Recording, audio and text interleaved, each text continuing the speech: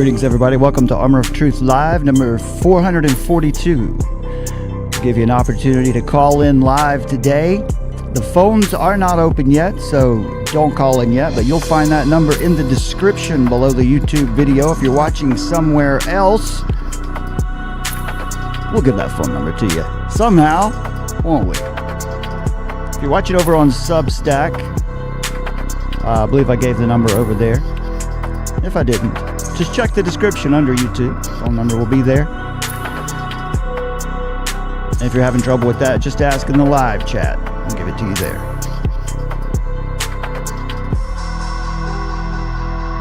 We'll be back with you in just a few moments.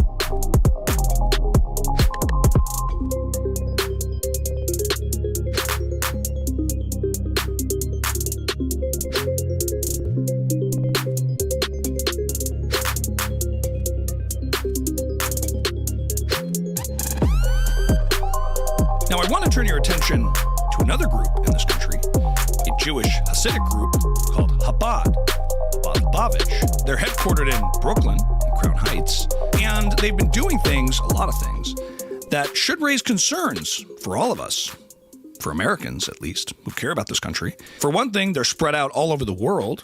It's often a couple that gets sent out, and for some reason, the wives are always beautiful, really beautiful, actually, and the husbands look like Muppets or wizards. I don't understand that, how they're pulling that off. It's impressive, actually, like very impressive. The other day I was walking and I was stopped by a few gentlemen who seemed to be Chabad. They asked me a question. They said, "Are you Jewish? And have you put on tefillin today?" And I didn't even know what that means. I didn't know what they meant by that. Did they want to take a DNA test? Maybe we should. I don't know what a Jew is. I don't know what they meant by, are you Jewish? Does that mean like half Jew-ish? I wasn't sure what they meant. And they brought out these leather straps, and I saw them tying people up in it. It looked very painful. But I continued to watch them, just tying up young men, one after the other, wrapping their arms in a very tight way. It looked really painful. Ugh, it was very painful. This is the great Ami Kozak. And this is his Tucker Carlson. Let's give you his Candace Owens. All right, you guys. Today we're going to talk about Charlie's third eye. Charlie and I spoke a lot about his third eye. As many of you know, Charlie had a third eye. We spoke a lot about that. But what a lot of you may not know, and we're going to discuss this, is that Charlie was also a major fan of 90s alternative rock band Third Eye Blind. Third Eye Blind. Now, why would he listen to that music? Why would he be told he should listen to that music by that band Third Eye Blind? Because clearly there were forces in Charlie's life trying to blind his third eye, okay? It's so obvious. You guys, it's so obvious. They think we're stupid. Clearly, Charlie, as a young child in the 90s, okay, was forced to listen to Third Eye Blind on repeat. He was forced to listen to them over and over again because it was so obvious to everyone around Charlie that he had a semi-charmed kind of life. As you dig deeper into the story, you find that this band from the 90s, Third Eye Blind, was signed to a major label called Elektra Records, founded by Jack Holtzman. Jack Holtzman was a Jewish man, a Zionist, a Frankist. He was a Jewish man who founded Elektra Records, which became part of Warner Music. A Frankist. Also Jewish, okay? It's not a coincidence. These people around Charlie were pressuring him. They were pressuring him to blind his third eye. But Charlie didn't want to do that. He didn't want to do that. He kept wanting to see. He kept wanting to see and live his semi-charmed kind of life. Yes, of course. Well, welcome to the show, my friends. Armor of Truth Live, number 442. This is your show, my friends. This will be your show. And we'll pull up if you want to ask some questions in the chat. If you want to call in, I will open these phones up in just a bit. I'll let you know beforehand. Let's get this straight. I will let you know when a call segment has begun. We're testing things out here. We're trying to get this set up so we can do a little more interaction with you guys. You guys. Yeah, Ami Kozak. Pretty funny. In fact, Summer has already sent in one question from a viewer, but I want to start today off with this. We will prime the pump, if you will. I want to share this article from Summer. I want to share that with you. I'm going to read through that because this is an excellent piece to get your mind centered where it needs to be. And before I do that, I always say I'm going to do something, and then I say, well, before I do that. And by the time I get around to it, I've already forgotten. Well, I won't forget that. Today, there's going to be a theme running throughout the show. I'm going to present to you a moral dilemma. It's based, there's two questions, really. Let me just give you the first question. We'll be thinking about a moral dilemma today. First question has to do with something that Tucker Carlson said. You know, he made the statement that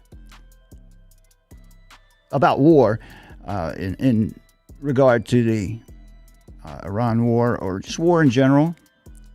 And I think he was being asked about World War II and the bomb dropped on Hiroshima. Tucker said, killing innocents is always wrong. Unquote. So he used the word killing. He didn't use the word murder. He said, killing innocents is always wrong. Innocent people is always wrong. All right, so here is the first question of a moral dilemma for you to think of. There are two. The first one is general. The second one is more specific. Okay. The bombing of Hiroshima, which ended World War II, stopped it almost on a dime. But the bomb killed thousands of men, women, and children. So here's the question. Was the bombing of Hiroshima immoral? Was it immoral for the U.S. to drop a weapon of mass destruction on Hiroshima, Japan, and also Nagasaki? Either way, we'll focus on Hiroshima here. Was the bombing of Hiroshima immoral? So that's the general question. The second question, more specific, and my friends, this question will reveal something to you about your own heart. So be thinking about these questions as we go through the show. And if you'd like to call in or in the chat, respond, we'd love to hear from you. This is a fruitful exercise, I believe. All right, so the second question. Your beloved dog. I love dogs. I really love dogs. Your beloved dog and a complete stranger are drowning in a lake. You have the ability to save one or the other, but you cannot save both. Which one do you choose to save, and why? So, once again, your beloved dog and a complete stranger whom you've never met and know nothing about are drowning in a lake. You have the ability to save one of them, but you can't save both of them. Which one do you choose to save, and why? Think about that for a while. I think I can actually put this as a poll question in the chat. I should be able to. I will drop these questions in the chat. Moral dilemma question number 1 and number 2. I'll put that in there now.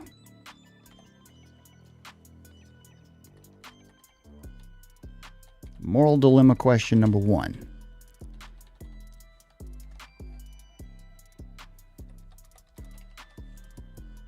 Was the bombing of Hiroshima immoral? I'm really interested to hear what you guys have to say on these matters, because it really opens up an opportunity for us to explore our faith and what it is that what do we believe? Why do we believe what we believe?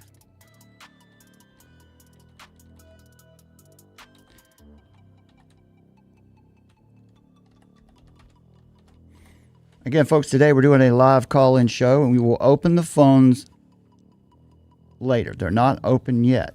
I want to get the stream going first.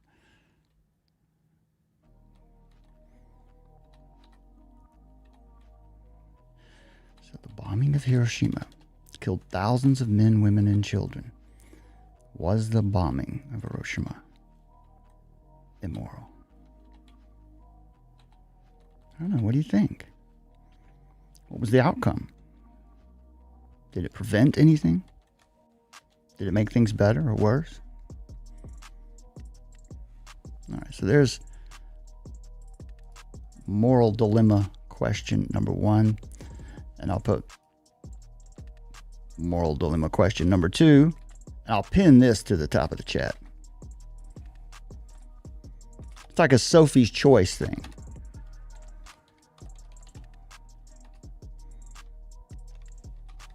Question 2.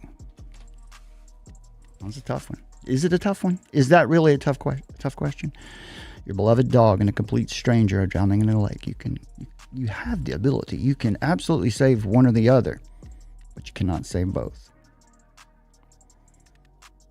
Which one do you save and why?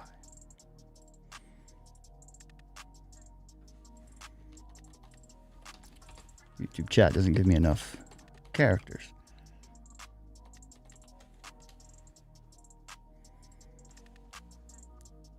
All right, there we go.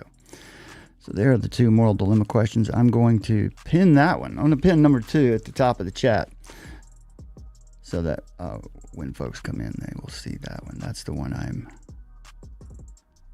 interested to hear about. All right, my friends, thank you for being with us today. I think we're revved up enough now to get started.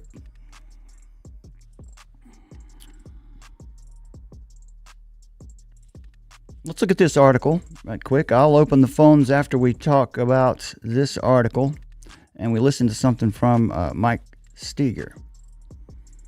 I think it would be good to listen to Mike right after this. I want to remind you too. Watch me jump around.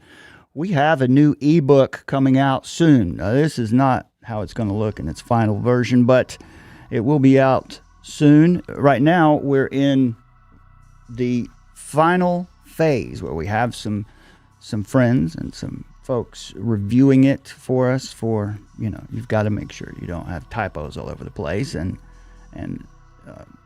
offering suggestions and giving input back.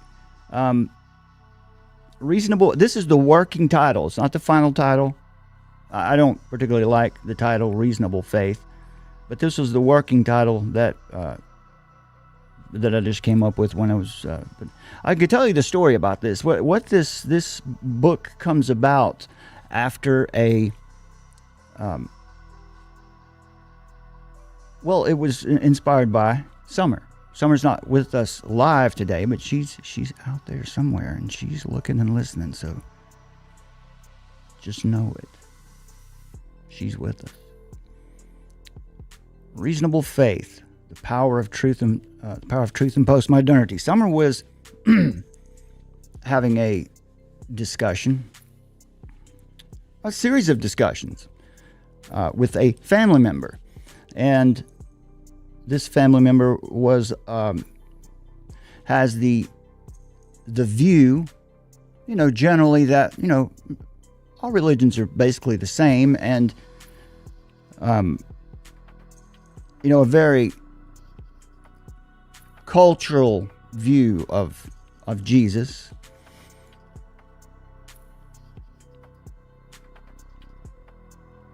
And this book is a response to that interaction. It's an apologetic response that we put together specifically for that family member in response to all of those to those questions and those concerns, or those statements and those beliefs, because we don't want anyone to have to be confused whatsoever about who Jesus is. Lamb's Grace is in the chat. Thank you. Thank you for being here. You don't know how much it means to us to have someone in the chat. It's good to see you. And if you have a particular question today you want to ask, you can leave it in the chat, or in a bit I'll open the phones. You can call in and we can chop it up live. Not just questions. If you want to debate something, or you want to prove me wrong. The position we've taken on Trump. Do you think it's right for Christians to be involved in this at all? To be thinking about it. There was one question that came into the live chat last night. I can't remember exactly, but it was to the effect, I love you guys, but all I need is Jesus. I don't need Trump or something to that effect, right? I've got Jesus, so I'm not really concerned. I'm not looking toward Trump to save me or save.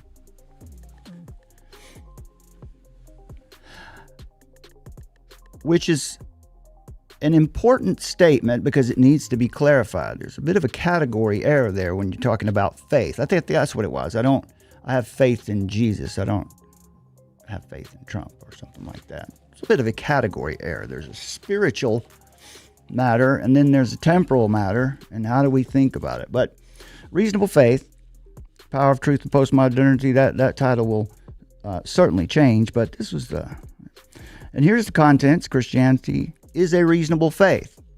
In other words, Christianity is the only worldview that can be presented and defended against all objections successfully, logically, with reason, in the public square. The only worldview. It's quite a claim, right? The only worldview that shows no logical incoherence, no logical fallacies. What about the Bible? Should you take it literally or allegorically? What about the supposed conflict between faith and science?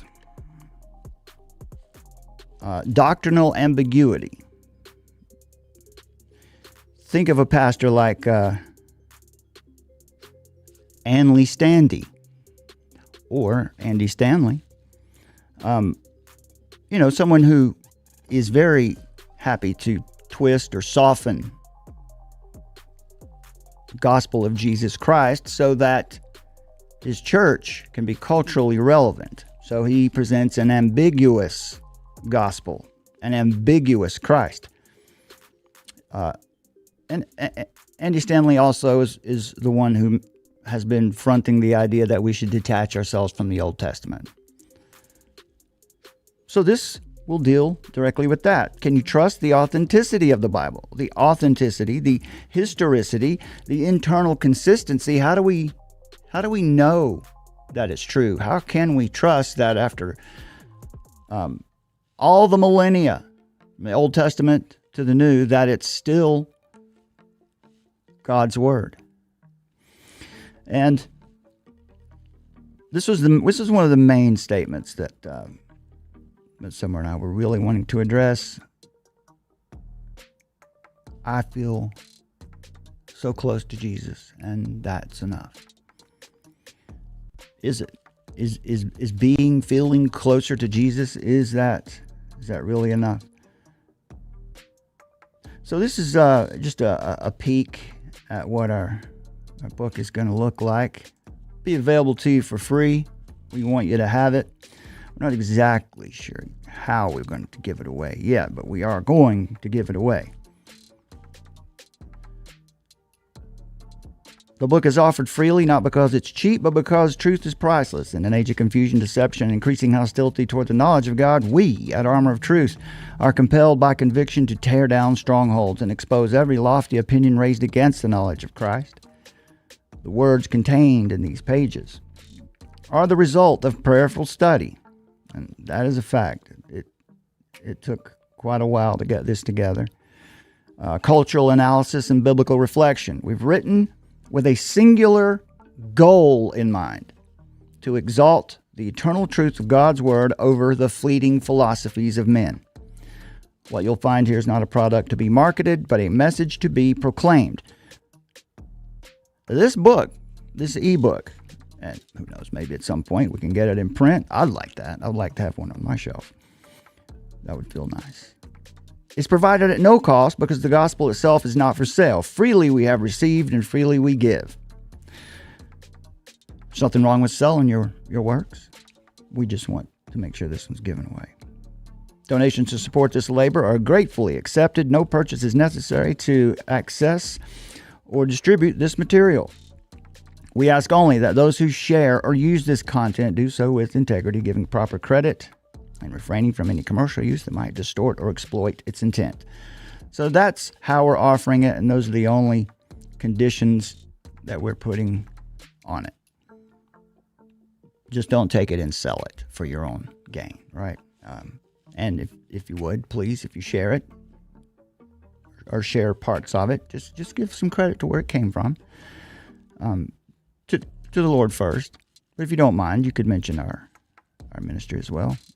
Because we exist to equip Christians with a firm foundation and sound doctrine to challenge destructive ideologies with the light of Scripture and to prepare hearts and minds for action.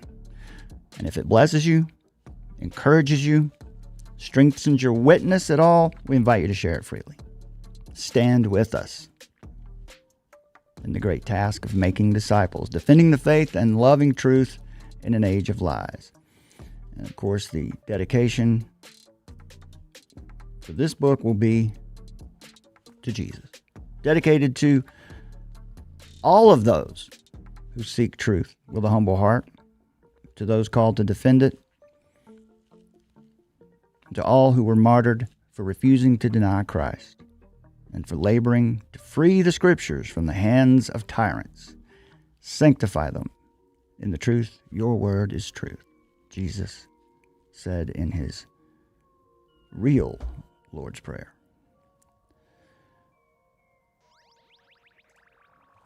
So to start us off today, I have pinned a moral dilemma question in the chat. Your beloved dog and a complete stranger are drowning in a lake. You have the ability to save one or the other, but you can't save both. Which one do you save? If you want to call in and give an answer to that, that'd be great. We'd love to talk about that with you. And the other moral dilemma question was the bombing of Hiroshima immoral? These are relevant questions today as we think about the war in Iran and what it means, what it's for. Is it just or not? But Summer published this article yesterday, and this is very important for today. In fact, let me just give you the full view of this one. We'll be taking some phone calls in just a bit. The phone number will be listed for you in the description below this video on YouTube. If you're having any trouble with that, you're watching on a different platform, I guess you can request the number in the live chat here.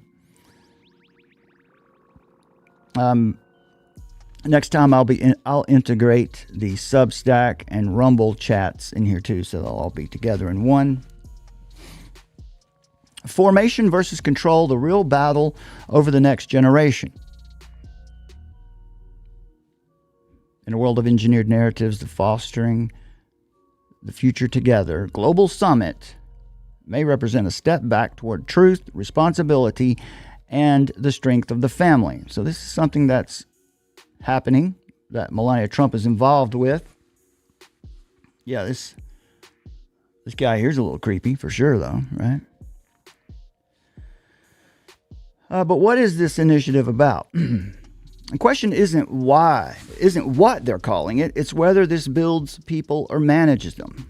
The Fostering the Future Together Global Summit can be understood as a constructive effort to recenter the conversation around the formation and future of the next generation at a time when global institutions have increasingly pushed top-down, ideologically driven models of education and state-driven social frameworks. Led by Melania Trump, the summit focused on strengthening families, providing real-world support for children, while encouraging partnerships that prioritize the inherent value of the individual person, responsibility, and opportunity.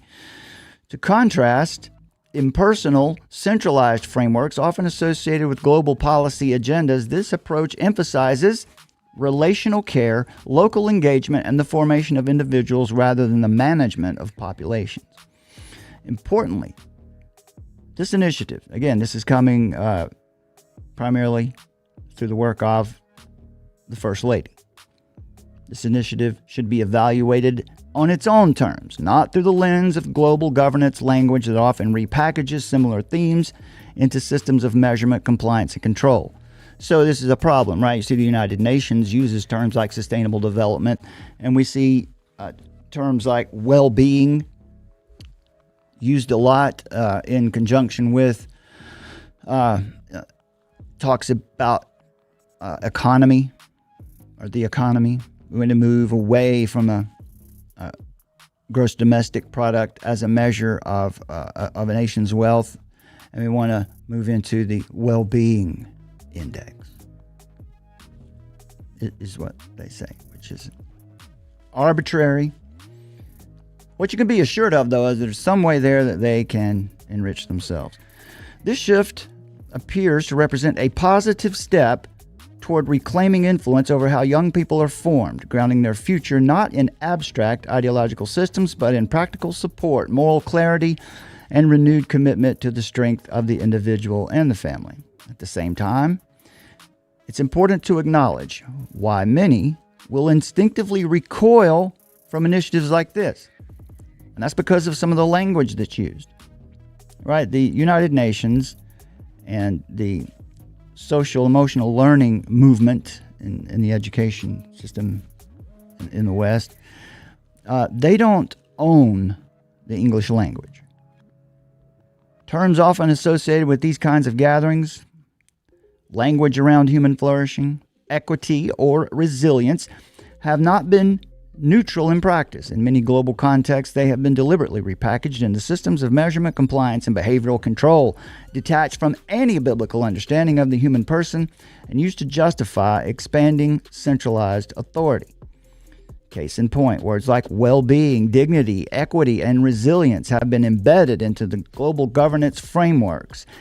They've been tied to metrics, compliance regimes, and behavioral engineering models that reduce people to managed outcomes rather than recognizing them as moral agents created in the image of God. So when discerning audiences hear this language, they don't hear compassion, they hear engineered outcomes, managed populations, and technocratic control.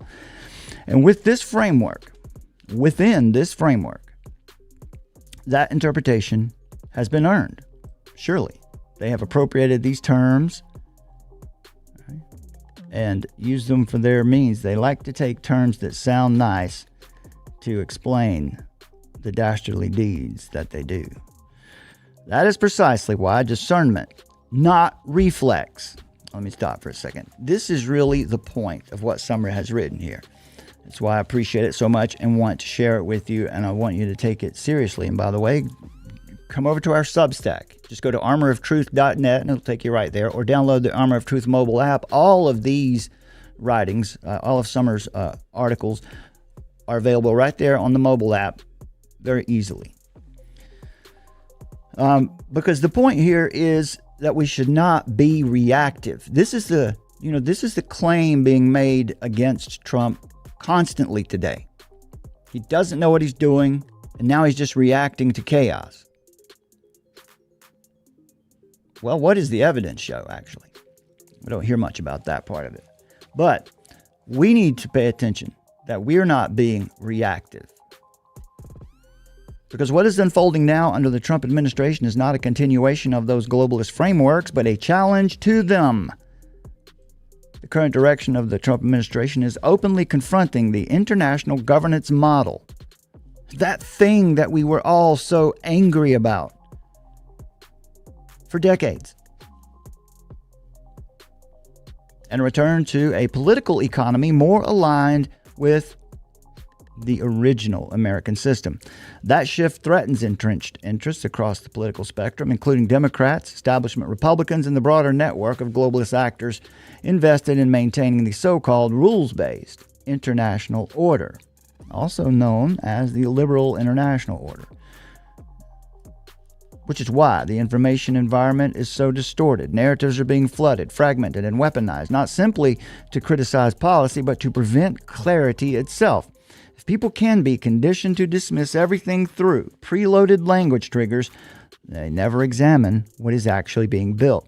And that is the real danger. Not that people are skeptical, but that their skepticism is being steered. So yes, always be cautious. Hold people accountable. But be precise.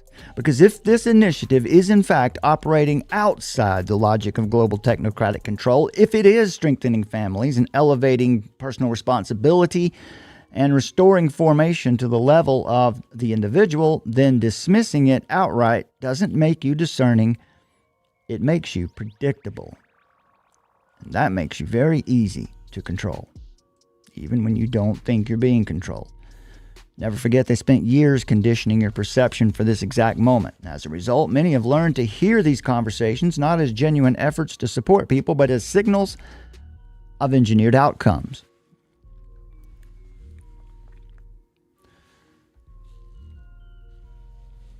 Engineered outcomes, managed populations, and technocratic oversight.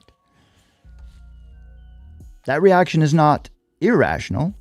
It's been conditioned by real-world experience. But it also means every initiative must be carefully examined on its actual structure and intent rather than being dismissed outright based on language alone. The Fostering the Future Together Global Summit should not be labeled... Sorry about that. You don't need to see me. You need to see this.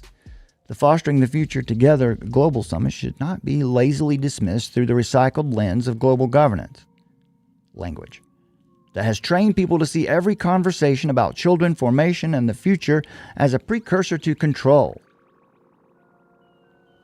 That reflex, while it is understandable in an age of engineered narratives, can also blind us to real efforts that move in the opposite direction. What matters is not the slogans, but the structure, the substance. Is this about managing populations or strengthening people? Is it about centralized systems or restoring the role of the family, responsibility, and moral clarity? In this case, the emphasis on relational care, local support, and the formation of individuals signals something meaningfully different. Not perfect, but a step away from abstraction and toward reality, where people are not reduced to metrics, to individual atoms, but strengthened through truth, responsibility, and real-world care. And in a time when the next generation is the primary battleground, this is the line that must be drawn clearly. Formation belongs to family. We're talking about formation. We're talking about the formation of a child's worldview, of what a child believes and thinks when they see the world and see other people and see other behaviors. That kind of training belongs to the family. Not systems. Belongs to truth, not abstraction. Belongs to responsibility, not management. What's being built here should not be dismissed. It should be examined, measured rightly, and where it aligns with what is good, it should be supported with clarity and conviction. The future will not be decided by what systems are built, but by who is being formed. That's a huge statement. The future won't be decided by what systems are being built. All right, let's not get too freaked out about the systems that are being built. Let's pay more attention to what kind of people are being formed. And that's one way you can evaluate this administration's actions right now, so heavily criticized. What is the ultimate goal of it? Are they building a system? They're actually returning to a system, but they'll have to rebuild it for sure. But what's more important about what they're doing, the moral foundation of it, is that it is giving the opportunity, restoring the opportunity for children to be formed by their families rather than being formed, controlled, shaped by global governance ideology. Where truth forms people, there is freedom. Where systems replace truth, there's only control. Formation determines freedom. And for Christians, this is not a moment for passivity, but for stewardship. Boy, that is probably the word of the year for us so far. Understanding what it means to be a good steward of the good gifts God has given us. We're called to be salt and light, to preserve what is good, to illuminate what is true, and to speak clearly into the darkness so that deception loses its power. The confusion we're seeing today is not accidental. The public square has been flooded with noise, distortion, and competing narratives that obscure what is actually taking place. But truth cuts through illusion when it is spoken clearly, It breaks the spell. And that's why discernment matters so much. So many voices claim to reveal what's happening, but are not grounded in reality. What we're witnessing is layered corporate globalist media shaping the outer narrative. Captured alternative influencers. We've looked at a couple of them. I've looked at a lot of them so far in the last few months, but last night we took a look at another one. Captured alternative influencers, podcasters, media influencers, who are reinforcing confusion and a growing current of demoralization that convinces people nothing can change and that it's all evil. These institutions are not redeemable, so I'm going to check out. Well, that's a lie. Things have changed, and there are people within the current administration making real changes that we can support in good conscience. Fear has always been one of the most powerful tools used to steer populations. But remember, Christian, we are not given a spirit of fear. In a time of complex challenges where fear is used to divide, confuse, and control, you are called to something different. You are called to something higher. You're called to discern clearly, to stand firm, and to refuse to be moved by it. We must reject the weaponized fog of war. Sound judgment begins with truth, not headlines, with primary sources, not emotional reaction. The real battle is not merely political, it is perceptual. If you are being told what to think without being shown how to understand, you're not watching events unfold, you're watching them being interpreted for you. This is a criticism we lodged against Patrick Wood last night, someone we've referred to a lot over the years, not so much in the past 10 months or so, because this is what we've seen happening. Telling you what you need to be thinking rather than showing you how to think through it. At stake is more than policy. It's a clash of ideological and economic worldviews, one rooted in God-given rights and moral order, the other in centralized systems that seek to redefine both truth and authority. In moments like this, the responsibility of the Christian is clear: to see rightly, to speak truth boldly, and to restrain evil where we can. Always trusting that faithfulness in the small things is righteous living that honors Christ, who has called us his ambassadors. That's amazing that he has called us to represent him in this world. He didn't just save us, he gave us a job. And this is an important point, very important point here about the small things. Sometimes you feel like your vote doesn't matter. You're engaging in the public square or thinking about politics. You're just one person. What difference could you possibly make? Friends, that's how the Lord works. He works through his people doing small things. Most affectionately, dear reader, in the love of Christ. This is the words of Summer I'm speaking to you here. She wanted to, this is a message that was on her heart, and this is a good one. She writes, most affectionately, dear reader, in the love of Christ, I say, you have been warned. For the watchman who sees the danger and refuses to speak shares in the consequences of silence. You were born for such a time as this. Stay faithful, stand firm, and remember, the Lord is with us to the end. Soli Deo Gloria. All the glory belongs to God. By Summer Black, Director of Armor of Truth. And she goes on to explain some of her background here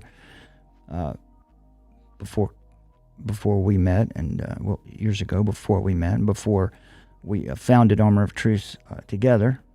Summer spent over a decade in national media and consumer insights, where she saw firsthand how narratives are nudged, built, tested, and deployed at scale. What you're reading isn't theory, it's insight from someone who has worked inside the systems that shape public perception.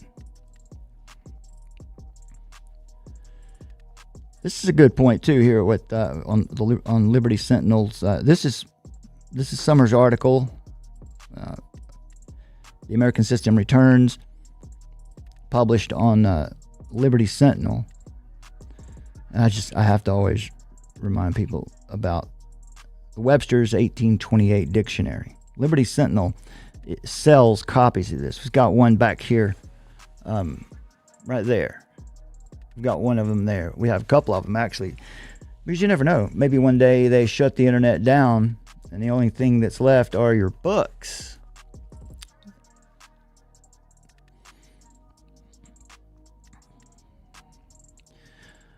Okay, let me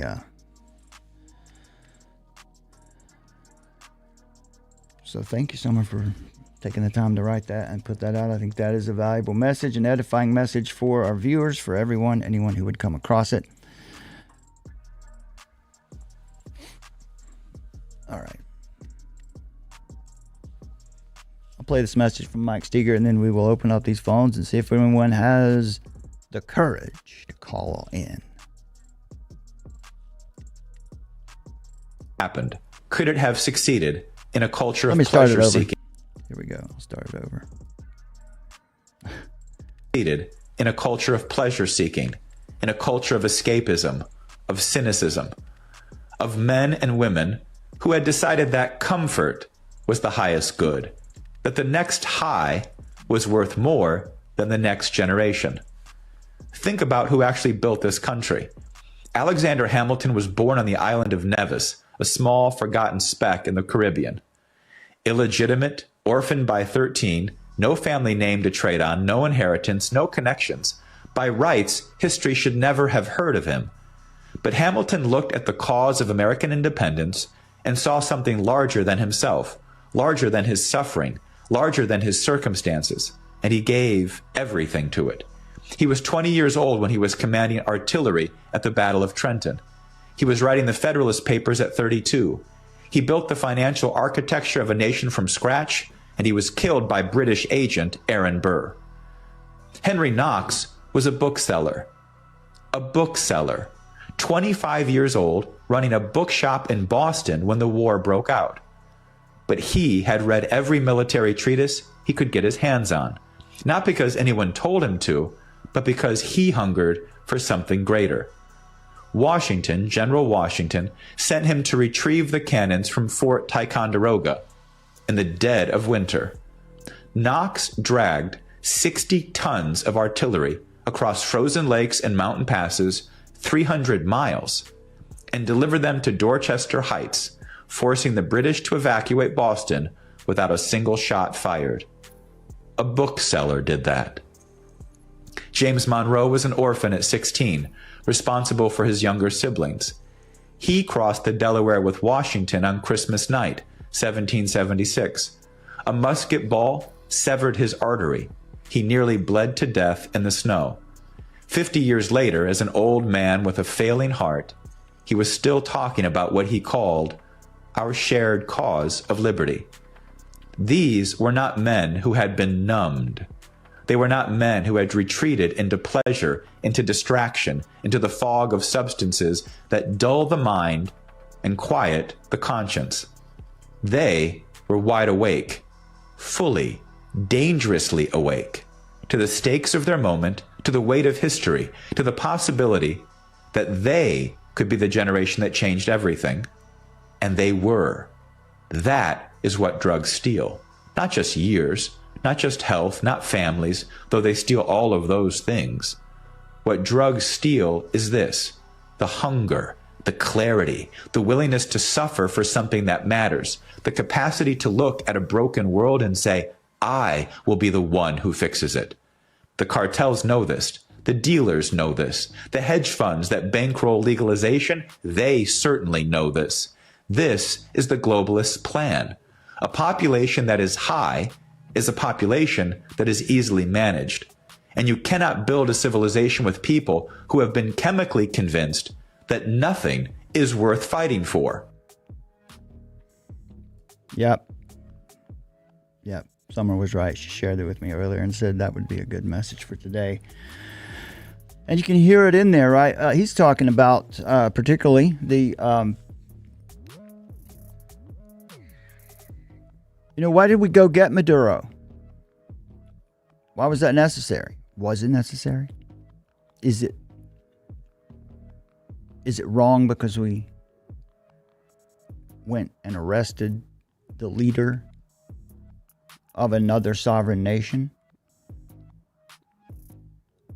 He was a criminal, an international criminal, responsible for, as far as we know, at least 1 million deaths in the United States over the past decade or so because of the narco trafficking.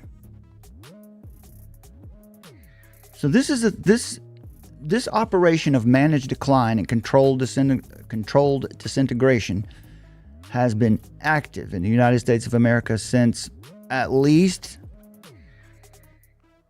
1976 under the Carter administration, 1973 when the CFR wrote 33 volumes on the concept of the controlled disintegration of the U.S. economy, the world economy, really, but specifically in the United States.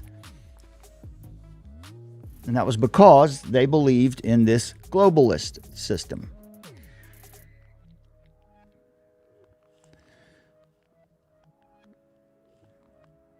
All right, my friends. Again, this is a live call-in show. I'm going to open these phones now. We'll start this thing up.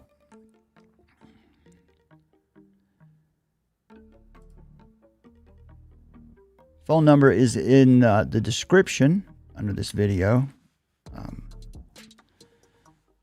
think I can just drop it in the chat too. You need to remember when you call in, when you use the number to call in, you don't have to prove me wrong or challenge me or even ask a question. If you've got something you want to say, here's a good opportunity. We'll be doing this a lot more for you. Also, right now, planning to do this on Fridays.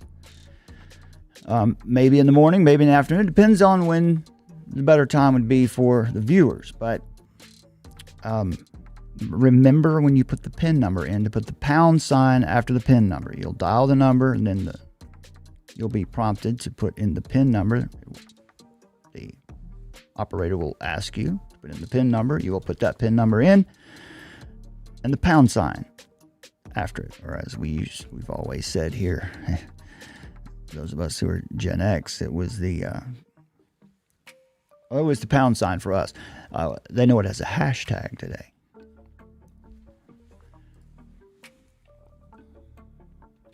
So you want to call?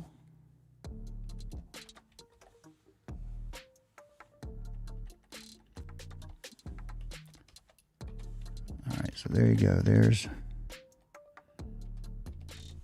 the number and the PIN number. If you happen to need it, the chat's not moving very fast, but if it does, pick up. Summer will give you that number, or I'll put it back in there for you. All right. We've got the phones open now. Welcome to Dialpad Meetings. Thank you. Thank you for welcoming. All right, so it's open. We'll see what happens. If anybody wants to call in and... Let me look at let's go over here so you guys can see what's going on in the chat here. Lamb's Grace is with us. Remember, we've got 2 moral dilemma questions that we're working through today, and I would love to hear your responses to these. You can put them in the chat. You can call in and tell me what you think the answer would be.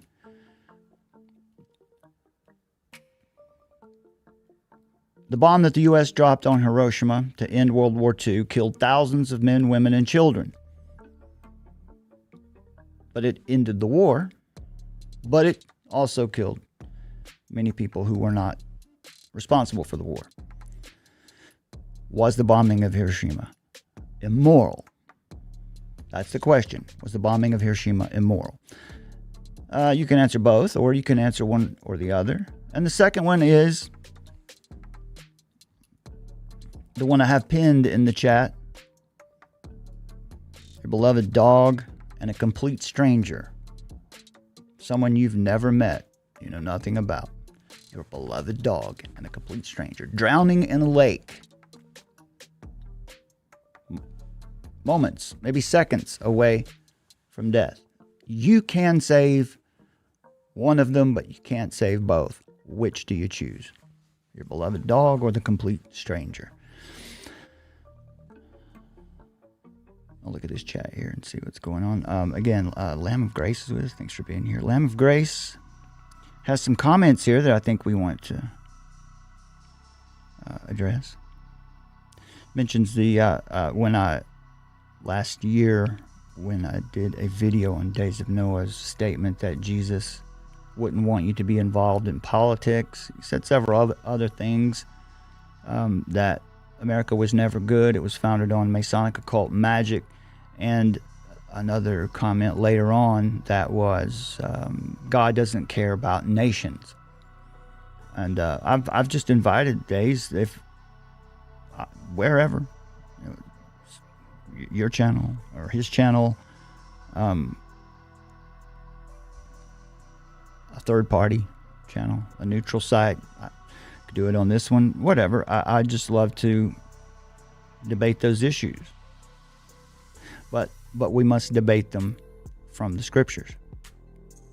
Because we both claim that the scriptures are absolute. That's our lens. That is the truth. Lamb's great. Also Patrick Wood and Brandon House. Those guys, I've asked them, let's talk about it. Let's debate it. Well, Lamb's Grace is saying that Days thinks you should reject all voting. Two wings, same bird, right? Lamb's Grace says, but I'm ambivalent, which would mean, ambivalent would mean that you have an extreme feeling in both ways. I really think I should.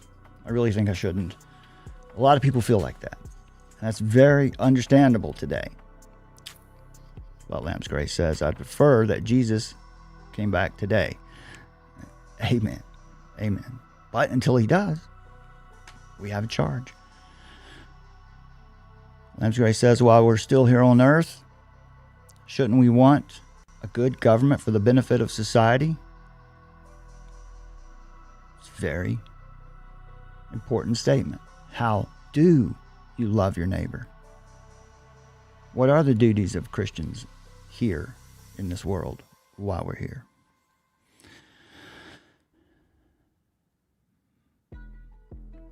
Del Griff answering the first moral question, was the dropping of the bomb on Hiroshima immoral? Del Griff says, I lost it. Yeah, there it is. Because he says on the first question, because God allowed it to happen. And the second question, I would say the complete stranger, because he's a fellow image bearer of God. Where's my applause? There it is. That's the reason I'm playing the applause for that is because you would be surprised. You might even, I don't know, maybe some of you wouldn't be surprised. More than half of the people polled on that question answered that they would save their dog. And the reason why is because I love my dog. I don't know that person. You see what's happened? It's just exactly what Mike Steger was talking about here. This is the worldview that's been inculcated into all of us over time. The battle that's been going on since the founding of our nation between two worldviews, man as just another beast and man as created in the image of God. Two competing systems. One is a bottom-up system that empowers the population, particularly. It empowers individuals.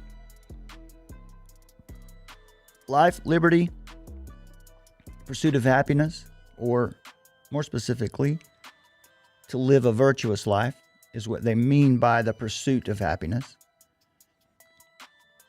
A bottom-up system that promotes self-governance and self-determination. That would be the American system versus the other system that has been dominant for a long time. It's a top-down system. Empowerment of the ruling class. Because they believe they have the authority They believe they have the moral duty to dispense rights, to determine what your rights are, and then to guide and restrict the collective by arbitrary standards.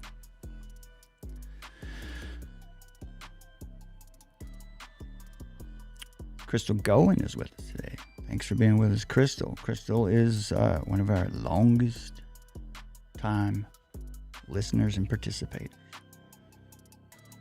Crystal says we should remember God is patient and wants none to perish. He's not slow. He's not slow to come as we think of slow. He's waiting. His waiting is his perfect plan and will. Many still have not been saved, but will be in his perfect time. Crystal's corrected. He's waiting in his perfect time. Many have not, but will be saved. That's a good point, because you think about in the Old Testament, God instructed his people to go in and wipe out the Canaanites. And people look at that and think, that is evil. That is surely evil. That can't be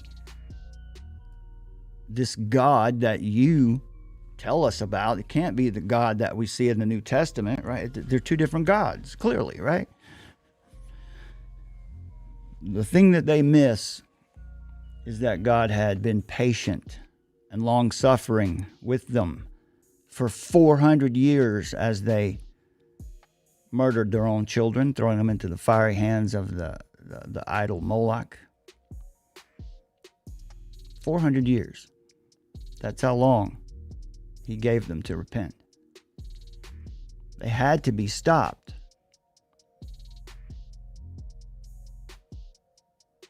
And in that case, God didn't just allow it, he commanded it. Today, there's a regime in Iran who recently, by some estimates, has killed as many as 30,000 of their own people simply for stating a different opinion or vision for the country. A couple weeks ago, the regime hanged. I don't know, is it hanged or hung? I think they hanged an Iranian wrestler, world-class wrestler, who wants to see his country free again. And he was speaking out about it. You know, he was the pride of their country. He was representing them all over the world in athletics. Wrestling, you know, an athletic event that we see mentioned in Scripture quite a bit. Apostle Paul refers to that a lot. But that's what we're dealing with. There's an objectively evil regime there. And if you're a nation that's prosperous and wealthy and has the ability to stop that kind of evil, there is certainly a biblical precedent for it. Now, you also always want to hold your leaders accountable to the principles of just war theory.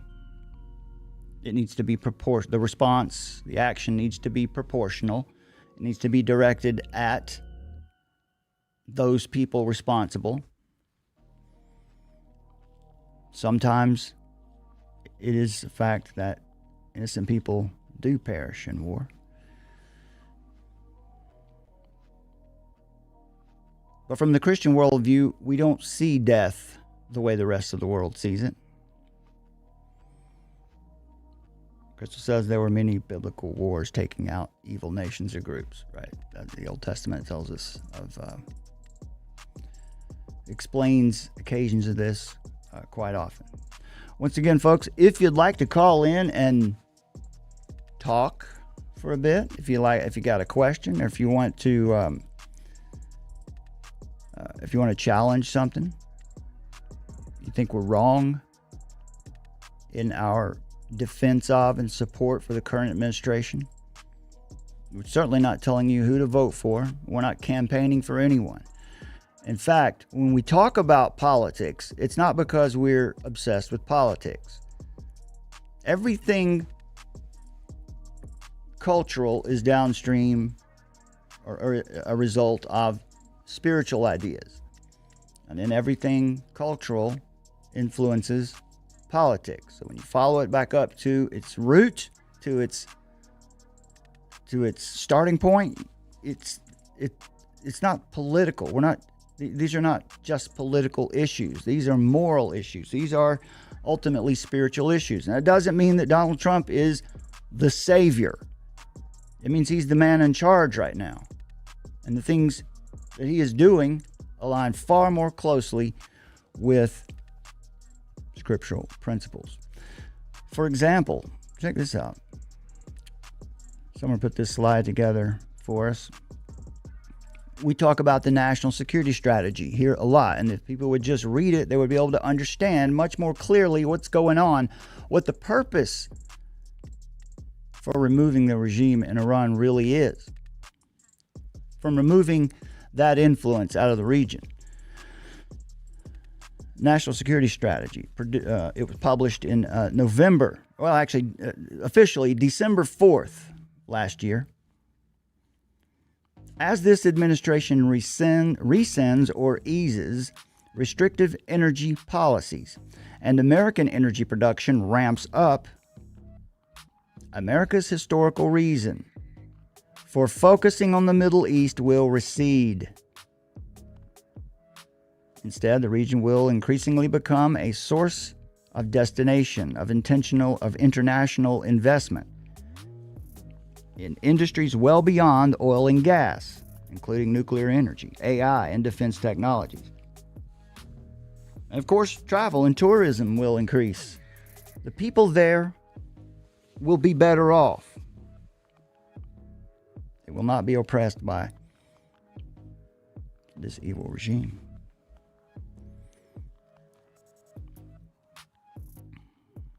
So that's what the national security strategy actually says. There's one paragraph from it.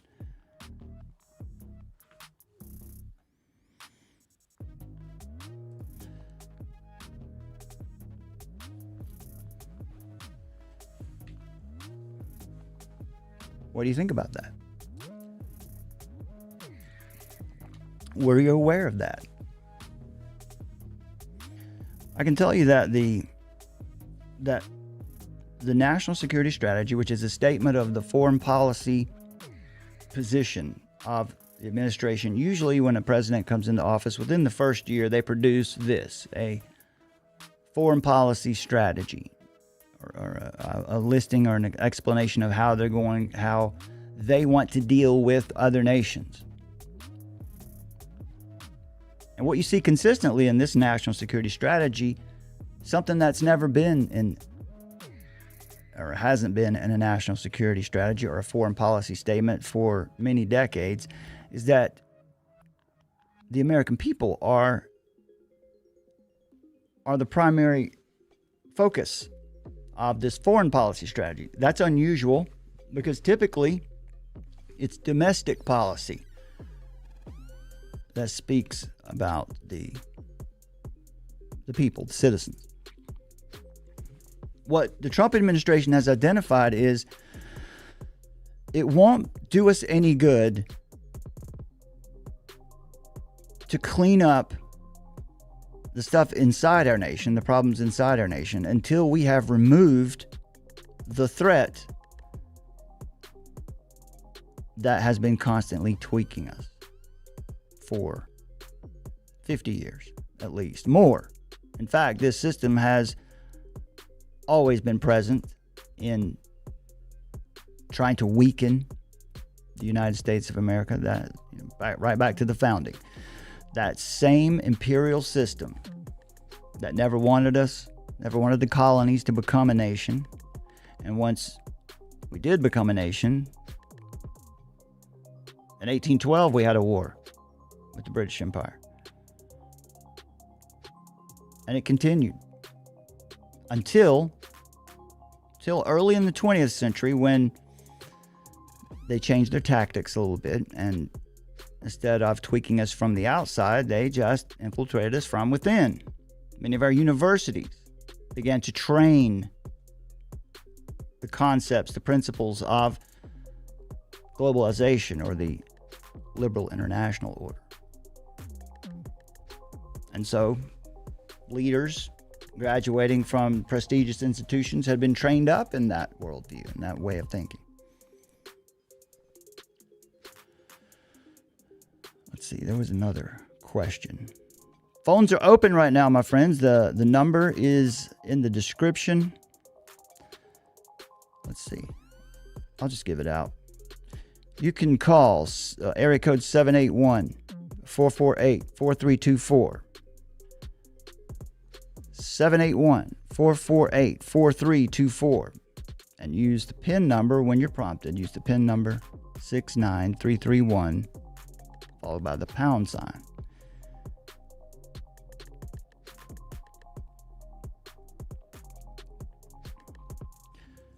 Crystal mentions here. Let's pull this up here.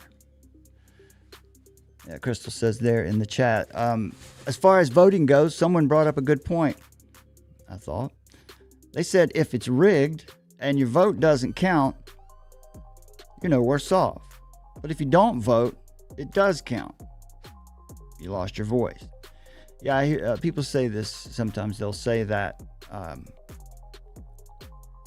They'll also say, you'll hear libertarians or even some anarchists or people who claim that they're not statists.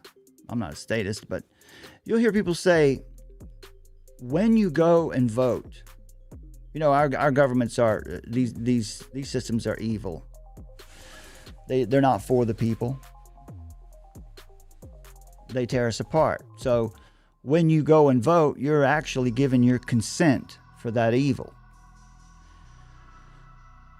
Well, it's logical in one sense, but I think it's what we call rationalization. You don't want to engage with it. Maybe it repulses you, and perhaps rightfully so in many cases. But if you're a Christian, you're called to something higher. And to speak to what Crystal is saying here, if it's rigged, why would you bother? You would bother because of exactly what Summer wrote in her article here. It's the small things. It's the small things that God's people do that make the difference.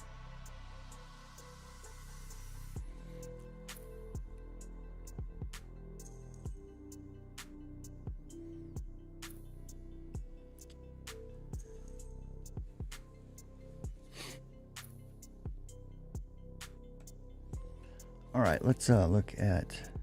Give us a call, 781-448-4324. Put your PIN number in after that, 69331. That number is in the chat, and it's listed at the top of the description under this video. Again, folks, we're running an experiment today. We'll start doing this more often, and the calls will come. I used to do this when I first started this channel 9 years ago, to take phone calls quite a bit, and it takes a little time for people to see that you're there and what you're doing, and it takes time for people to get up the courage to call in.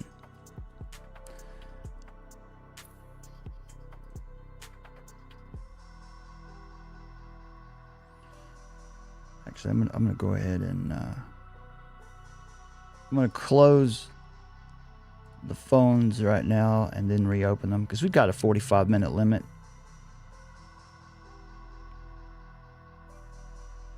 So I want to open it. All right, so I'm opening the phones back up now. So we'll keep the phones open for the rest of the show. Welcome to Dialpad Meetings. Thank you. All right. So when you call in, I will see you right there, and I will get to you as soon as possible. Here is something from Marco Rubio. I think yesterday. This came up last night in the show I did on Joe Kent and his second appearance in 1 week on the Sean Ryan show. Sean Ryan made the comment that he's not happy with anything he's seen from the administration over the past year. He said it's all been bait and switch. I don't like anything I've seen. I'd love to ask him exactly what he's talking about. And name these things. Show me the bait and switch. The argument there, of course, being that Trump has reneged on his campaign promise. Particularly his campaign promises of no new wars is how they say it. But if you look at what Trump said during the campaign, it was clear then, and it's clear now in the national security strategy that the purpose is to remove the source and the cause of these constant conflicts, particularly in the Middle East. Cut out the source. And in that show, they were mocking Trump a bit because he said we're having these talks with the Iranian regime, and it looks like we're going to find a way to end this soon. And then they quoted a major security person from inside the regime, put out on Twitter X, that we've had no conversations with the United States. Basically, Trump is lying. They're not talking to us. And they ran with that like it was the truth. Because now that we're mad at Trump, now it's okay for us to see what the Iranian regime says as truth. You see how that works? When it supports my belief, my assertions, when it supports my presuppositions, when I'm angry at you, I don't care if it's true. I'm not even going to bother to find out. Problem is, the regime in Iran right now is fractured. There is no one regime. It's broken into different pieces now. Why do we think that they're united and that they all get along together? There are two different governments in Iran anyway since 1979. The standard government, the regular so-called democratic government, remained in place while the Islamic Republic of Iran, the Islamist regime, is the one who really had all the power. And it is that government, that established government that was there already, the remaining government, that I'm sure that the administration is trying to work with to reestablish. So who did we really hear from? Was it even a real statement? But it wouldn't be difficult to discern that it could be true that this person said that and hasn't talked to Trump, but who is that person? Is he in control at all? A lot of problems with it. You can see this here. Breaking: Iran just exposed Trump's hypocrisy.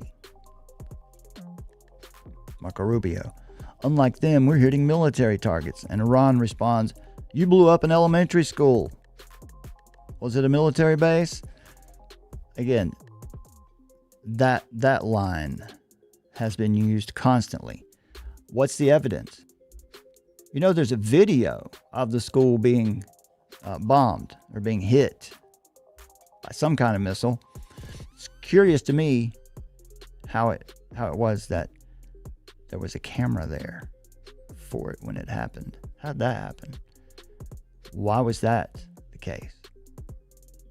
When we know through Hamas and Hezbollah that they definitely will use women and children as human shields. They will build their facilities, their tunnels right under hospitals and schools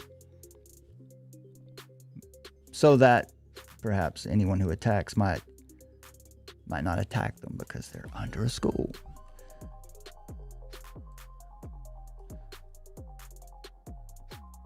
Let's hear what Rubio actually did say in this little piece here.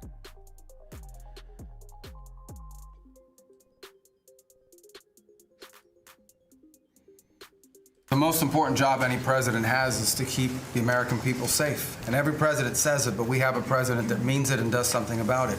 As the president outlined very clearly to the world on the night this operation began, Iran has been at war with the United States for 47 years. For 47 years, Iran has been killing Americans and attacking Americans across this planet. And other presidents had an opportunity to do something about it. And they all warned about how Iran was dangerous, but they refused to act. And this president's not someone that's going to refuse to act. He's not going to leave a danger like this in place. He's going to address it, and that is what he is doing. From the very first night of this operation, the president made it very clear. People like this, and now what I'm talking about is not the people of Iran. The people that run this country are radical Shia clerics. These are religious fanatics. Look what they are doing now. At their weakest point, this is the weakest Iran has ever been, and look at what they're doing. They're attacking embassies. They're attacking hotels. Imagine what these people would do if they had a nuclear weapon. That is an unacceptable risk for the world. By the way, the president's not just doing a favor to the United States and to our people. This is for the world.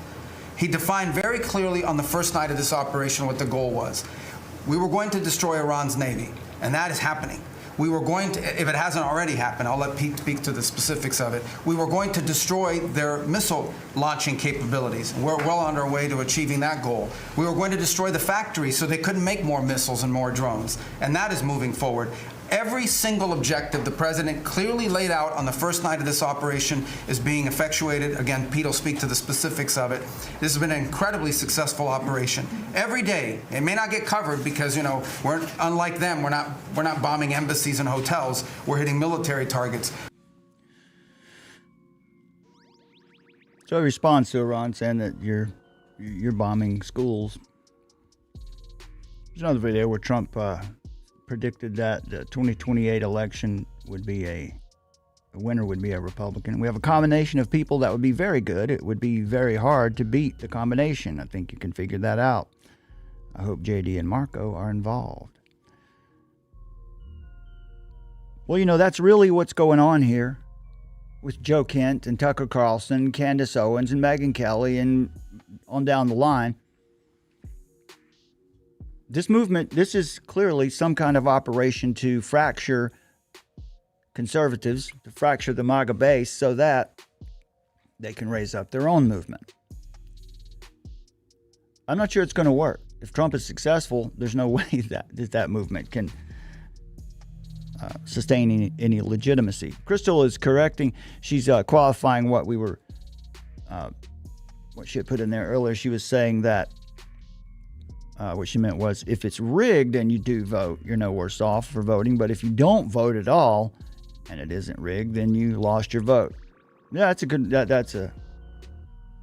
to look at it. Yeah, that's a good point. Yeah, we have the reason you should engage, we have an inheritance. Our inheritance here is liberty, and what the covenant of liberty actually is a covenant is a promise that requires something of the one who requires something of both parties. On our side of the covenant, what it requires of us is to be engaged, to keep it, to defend it. Part of that duty is paying attention, knowing what's going on, being involved and engaging in that system. And whether the system is rigged or not, even if the system is completely corrupt, it's Christians' duty, right? We are temples of the Holy Spirit, and wherever we go and what we do, you know, when it's for God's glory, then we take the Holy Spirit wherever we go. You know, what if 50 million Christians took themselves into the voting booth, the Holy Spirit into the voting booth? I think that would make a big difference. Okay, so we do have a question here from if I can put this on the screen. Do you have a question from JSHROP6372? Okay. It's on your screen there.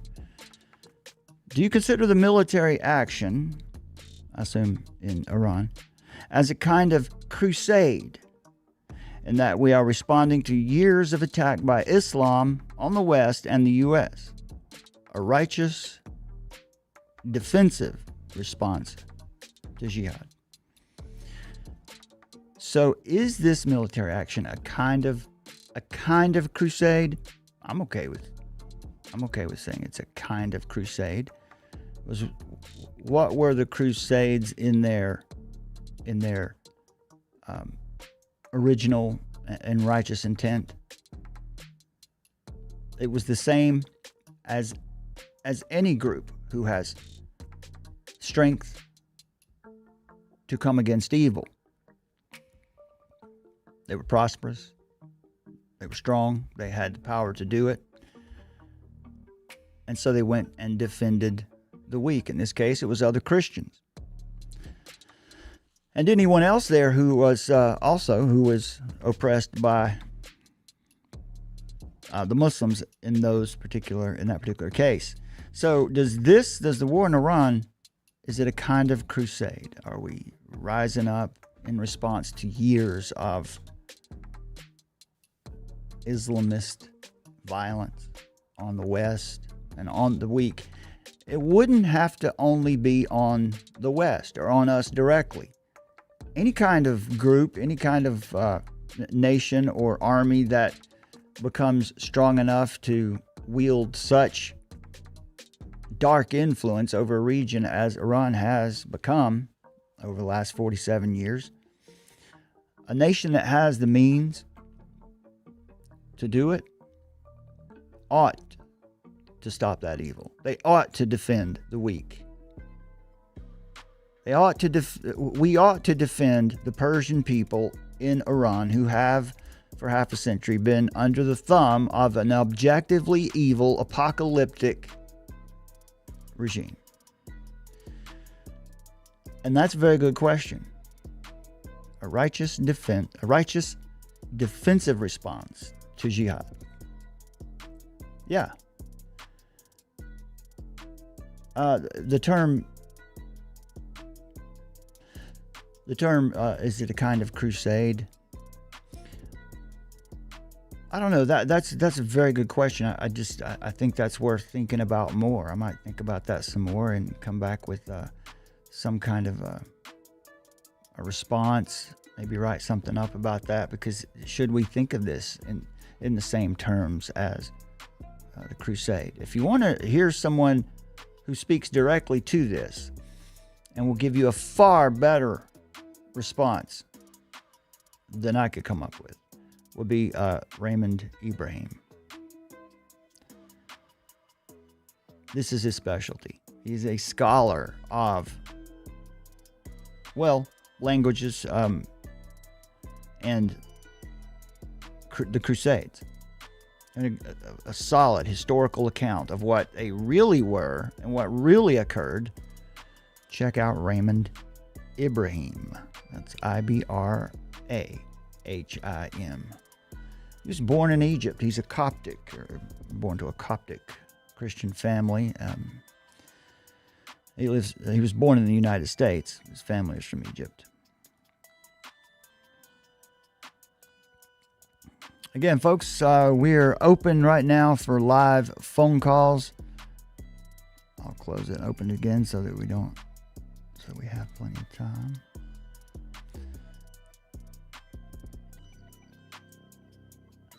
It wasn't my expectation that we would be overwhelmed with phone calls today. This is just the first shot. Welcome to Dialpad Meetings. And it will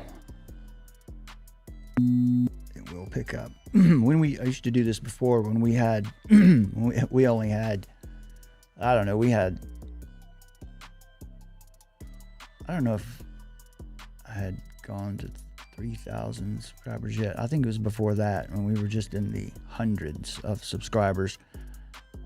I started doing the call-ins, and even with those small numbers, we had just get quite a few calls. We'll probably get 3 or 4 per per show back then. And I think too, when we do these in the morning, I think it would might be better. That might be a time when people are early in the morning. So, you know, radio has the morning drive and the afternoon drive, and that's when a lot of people are listening.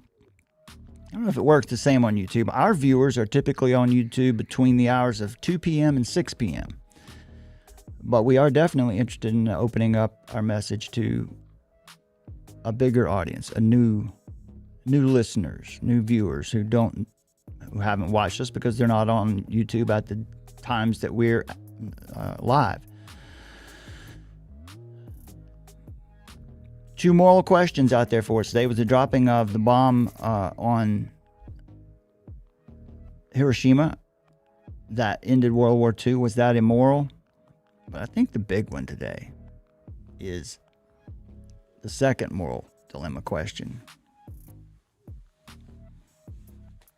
Let's see some answers to this one. I'm interested in what people say to this. I know people might be afraid to answer that question, but you know, if your beloved dog and a complete stranger you've never met are drowning in a lake, you can save one of them, but you can't save both. Which one do you choose? We had one answer to that already. Interested to hear what other people might say. I'm sure that most of our audience is going to answer in that way, but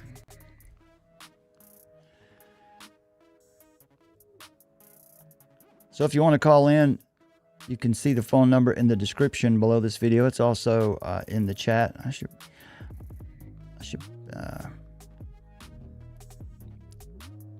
I'll pin that phone number. I'll pin the phone number in the chat instead of the moral dilemma question. That makes more sense, doesn't it? 781-448-4324. Your pin number will be 69331. And then the pound sign. Don't forget the pound sign.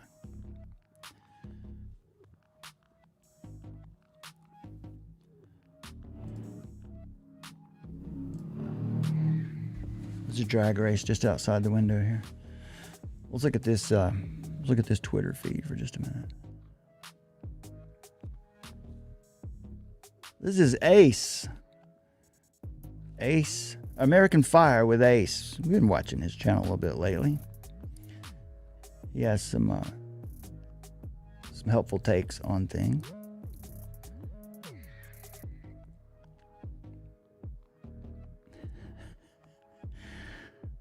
Let's see here.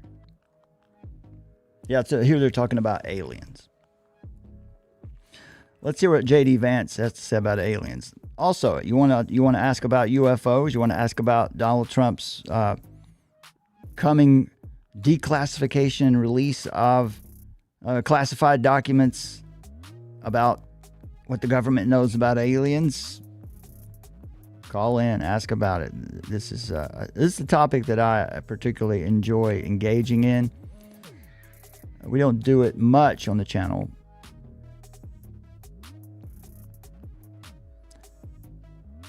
And that's really because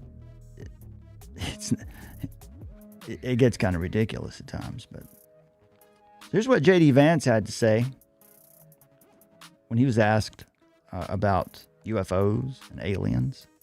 You're going to release all the UFO files? We're working on it. It's funny. When I came in, I was obsessed with the UFO files.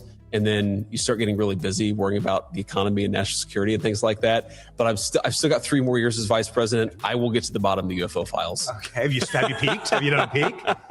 Have I what? Have you done a peek? Have you So I actually haven't. I have full not. Independence Day. I have not been able to spend enough time on this to really understand it. Yeah. But I am going to. Trust me. I'm obsessed with this.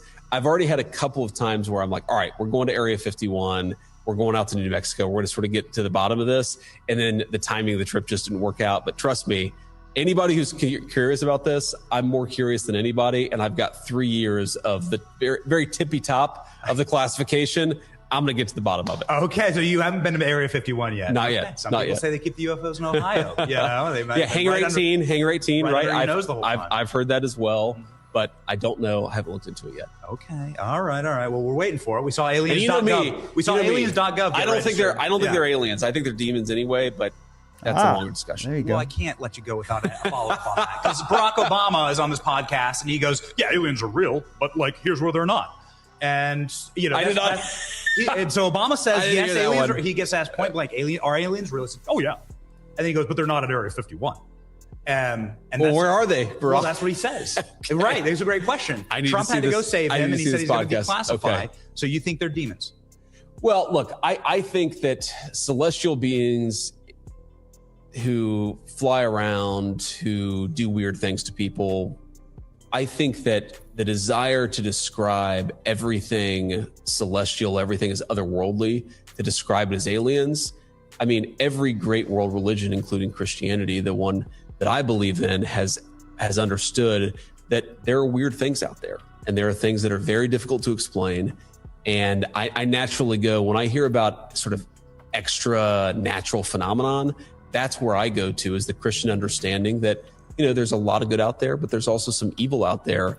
And I think that one of the devil's great tricks is to convince people he never existed. There you go, Summer. Right. The greatest trick the devil ever played was to convince people he doesn't exist. There's a topic that we have dealt with probably enough. Let's see. We've got it on our Substack as well. I mean, if you want to find out what a solid Christian perspective on disclosure would be, you can check out these articles. We got 3 articles on them. This is the big one: appetite for distraction. UFO religion invades the U.S. Congress.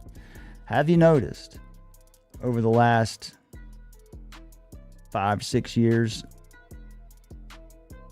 the congressional hearings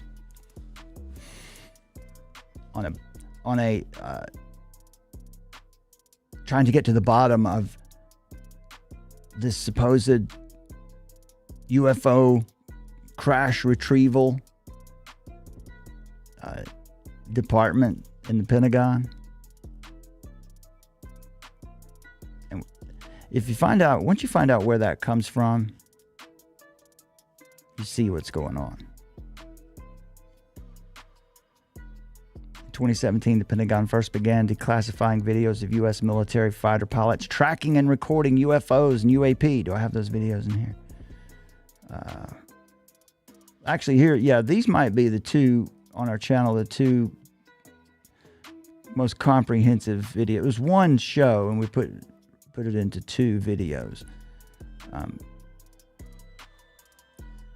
Armor of Truth Live number 221 is part 1, and then 221 part 2.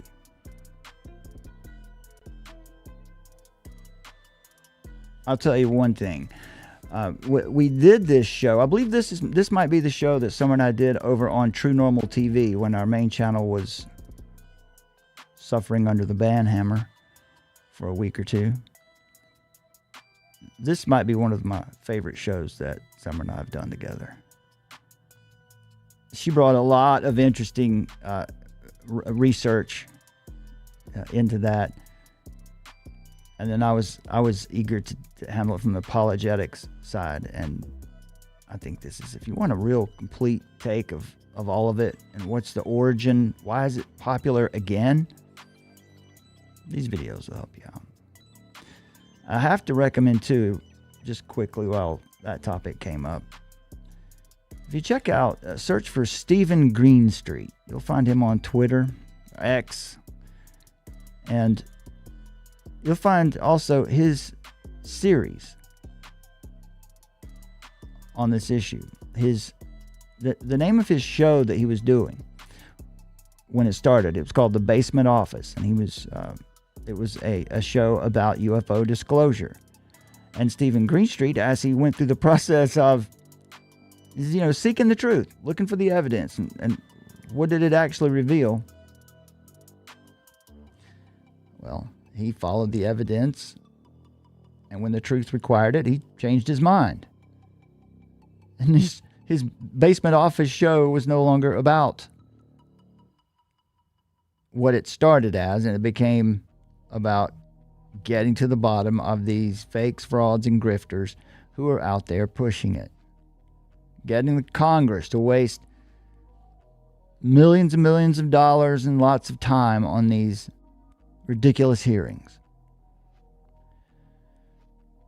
So this article goes into this might be the comprehensive take on the whole phenomenon and why it's popular again. I won't dive into that now since we'll come back and do a show on that. I think this call-in show might be a good format for us to get back into our fringe topics where we talk about the paranormal, we look at some of the videos and just deal with it. And what's happening? Why do people think this way today? There is a whole cult that has grown up around the paranormal, and particularly UFOs.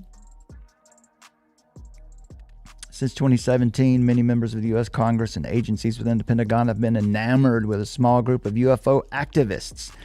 And these are the people you have to keep an eye on. These are the people who are influencing Congress to get involved with this and waste their time and money. Because what it ultimately does is it gives these UFO activists greater exposure. Their books sell more. They become famous.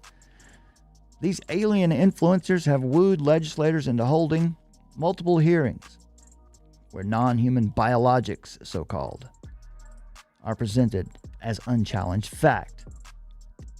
Never a shred of evidence, physical evidence. They've also mesmerized the media into reporting all of their claims, all of this done and treated as a legitimate use of government resources without a shred of evidence of anything whatsoever extraterrestrial.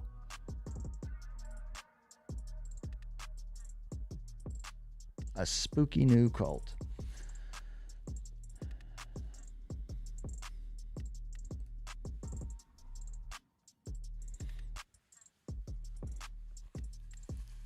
Crystal says she saw the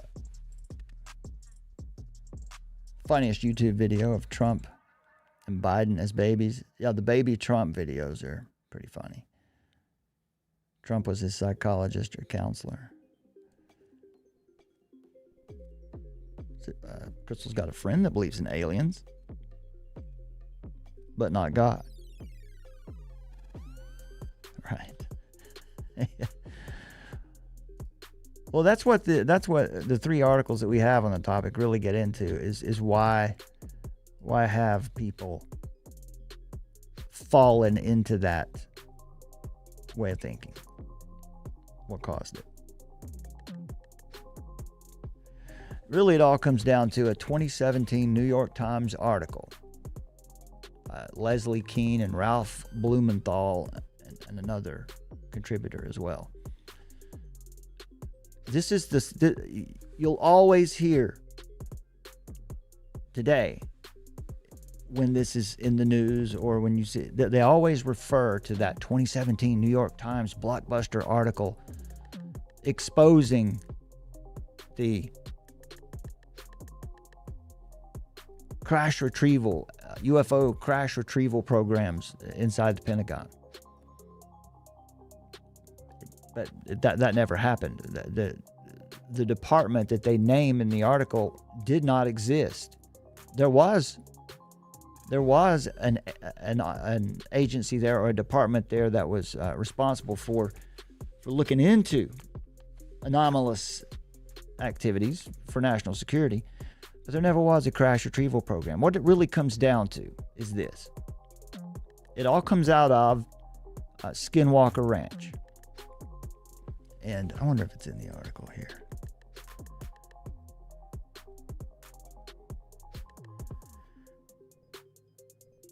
A Utah billionaire.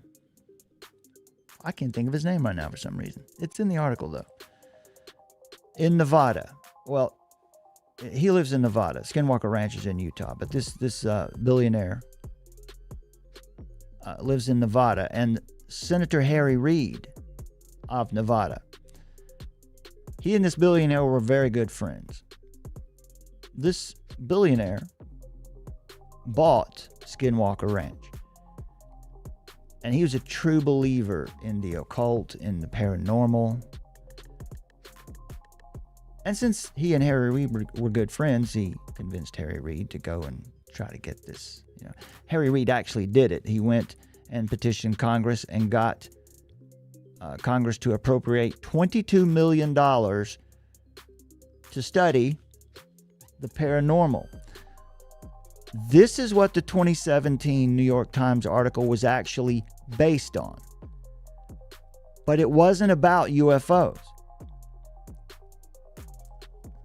It was about studying portals and cryptids and shapeshifters at Skinwalker Ranch. But of course, they couldn't say that out loud when they were trying to get the money from Congress because that sounds ridiculous.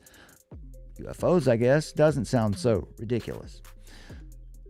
But that's the department that was started. That's when the department that everyone refers to, which they can't seem to get the right name, that's what they're referring to. And David Grush, who came out in 2021 or 2022, somewhere around there. He's never presented any evidence. In all of his testimony, it's just some things that someone inside the Pentagon told him.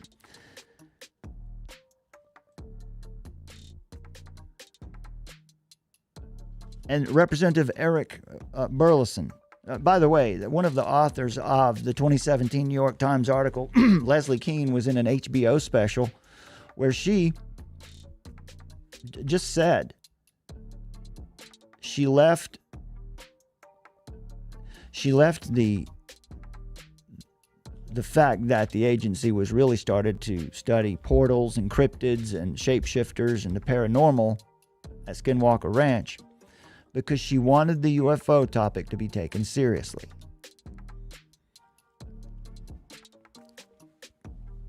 This article will help you out. Summer says it's a powerful psyop. Pagan and evolution narratives. Yeah, one of the things that the alien narrative does is it reaffirms in the mind the theory of evolution.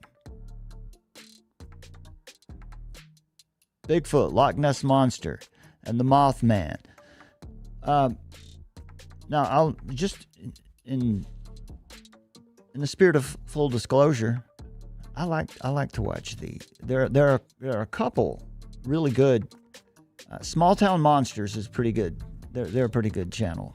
They produce pretty good videos where they go around the country interviewing and making little documentaries about people who have had experiences finding Bigfoot or Mothman. I enjoy watching those. I enjoy watching their Bigfoot content because they're always in the woods. They're always out in some far-flung place that's really beautiful to look at. But I was telling Summer about it the other day. What I really enjoy about it are the stories. I like to hear the stories people tell. There are just a lot of interesting stories. And I think what it actually represents is a kind of modern or contemporary mythology. These ideas, these archetypes have always existed, where elders in a community would create stories of scary monsters in the woods and scary monsters over there, to keep kids from wandering into those areas. And of course they would, these mythologies also serve the purpose of foundations or beginnings or origins. So it's pretty. I just didn't. I enjoy. Am I wearing a Bigfoot shirt today? No, I'm not. I was last night. I had a little. My beloved wife likes to bring me back Bigfoot souvenirs when she travels. She was just talking about that in the chat. How she went to recently on a trip out into the bush, out into the wilderness of Georgia and small towns. and found a cryptid shop. It's fun, right? It's fun. And, you know, it's mostly harmless. But there are some true believers in there. You can see this, Eric Burleson, who is a Tennessee congressman. It's fun for campfire stories, but yes, it's not reality. It's not reality. But it does. I have the heart of an apologist, a Christian apologist. So I'm always interested in things that put us on a track to talk about what is real, what is true, what is actually fundamental reality, what exists and doesn't exist, and what can we know and what can't we know. And the paranormal is a pretty good catalyst for that. But here's one of the problems. Representative Eric Burleson from Tennessee states that David Grush's claims of non-human beings from another dimension aligns with God's angels in the Bible, he says. Burleson's UFO hunting partner in Congress also believes in biblical UFOs and recently said the devil was trying to stop UFO disclosure. Oops. Yeah, I don't think the devil's trying to stop that at all. I think that benefits the devil. Oh no, Eric Burleson. It's Tim Burchett that's in Tennessee. That's right. Congressional leaders like Burleson and Tim Burchett of Tennessee and Anna Paulina Luna from Florida continue their taxpayer-funded snipe hunt based on the dubious claims of crazy UFO activists and paranormal hustlers. Those are the words of Stephen Greenstreet, and that's what they are. They're hustlers. All right, we'll have to do a show just about that one, I believe. Make sure you go and check out our Substack. There is so much there. I mean, for well over a year now, Summer has really tirelessly created what is, in my opinion, one of the best and strongest archives of articles and just information that will give you the foundation you need to understand what is really happening in the world today regarding the globalist movement and whether or not there is anything that can stop it. So I want to commend her for that, because it is really just that, a solid archive. You come away from it equipped to understand what's happening, and always pointing readers and viewers back to Christ, because that is the purpose.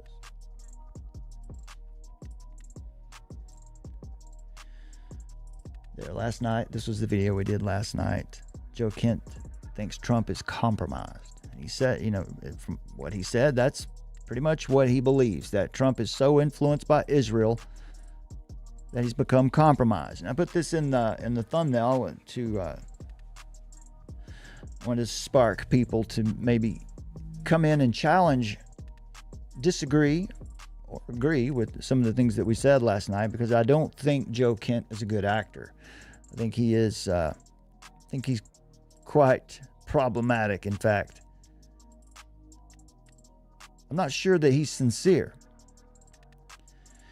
So, on the topic of Trump, Zionism, Israel, war, and the Bible, and how all these things relate, if you have a question or a comment, a few minutes left here. I'll reset the phones, and then a few minutes left. We can take your phone call. You can come in here and ask us a question about it, or you can tell us why we shouldn't be encouraging people to support the administration today. Welcome to Dialpad Meetings.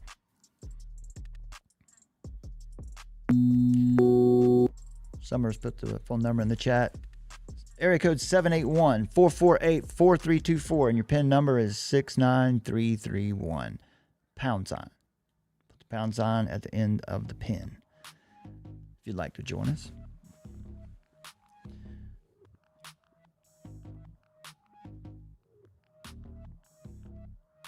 And then a few days ago, on March 25th, we did this show with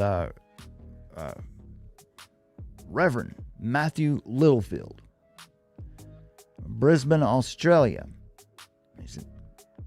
He's become a good friend of ours at this point. We interact with him quite a bit, and he has written a book called Like a Roaring Lion. It's about how Satan destroys people through different things. And one of those things that the devil uses to destroy nations and people with is this concept of free trade.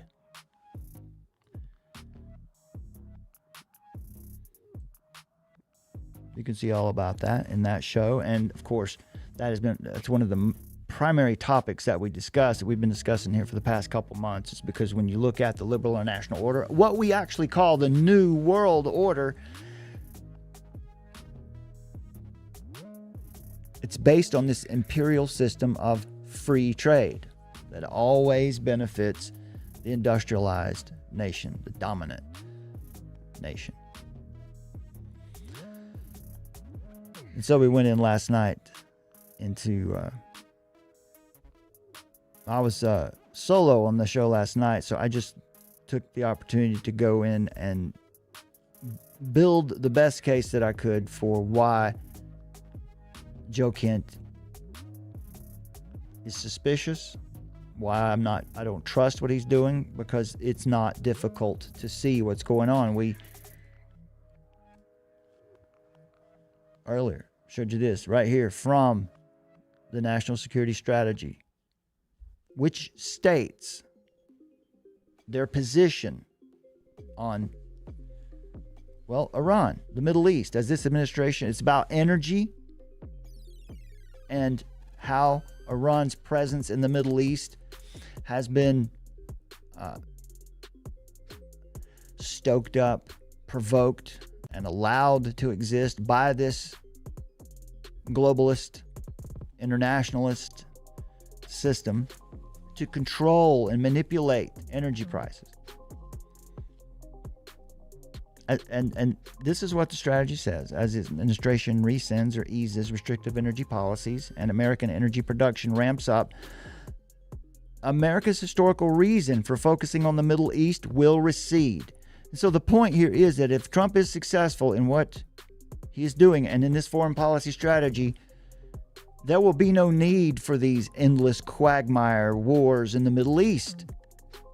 You see, that's the very thing that Joe Kent and Tucker Carlson and all the rest of them are arguing. Trump's getting us into a quagmire. He doesn't understand what he's doing. He is controlled by Benjamin Netanyahu. And so Trump's just doing the same thing that the other presidents did. Joe Kent said, I see the same things happening that led us right into the global war on terror that lasted 20 years. But they never refer to this document, which is the actual stated purpose. No, it's Netanyahu. That's who's controlling Trump. Nobody controls Trump. Instead, the region will increasingly become a source of destination of international investment and in industries well beyond oil and gas, including nuclear energy, AI, and defense technologies. The point here is we have over 300 bases in the Middle East today. At any one time, 40 to 50,000 soldiers deployed to the Middle East right now, and that's because our presence there is supposed to keep things from getting out of control. The problem is, over the last 30 years, our presence in the Middle East has not kept things stable, and that is because those presidents and administrations that were in power at those times were hand in glove with the liberal international order, the imperial system that existed 250 years ago, that existed at the time of the Civil War, that provoked our nation to civil war through economic manipulation.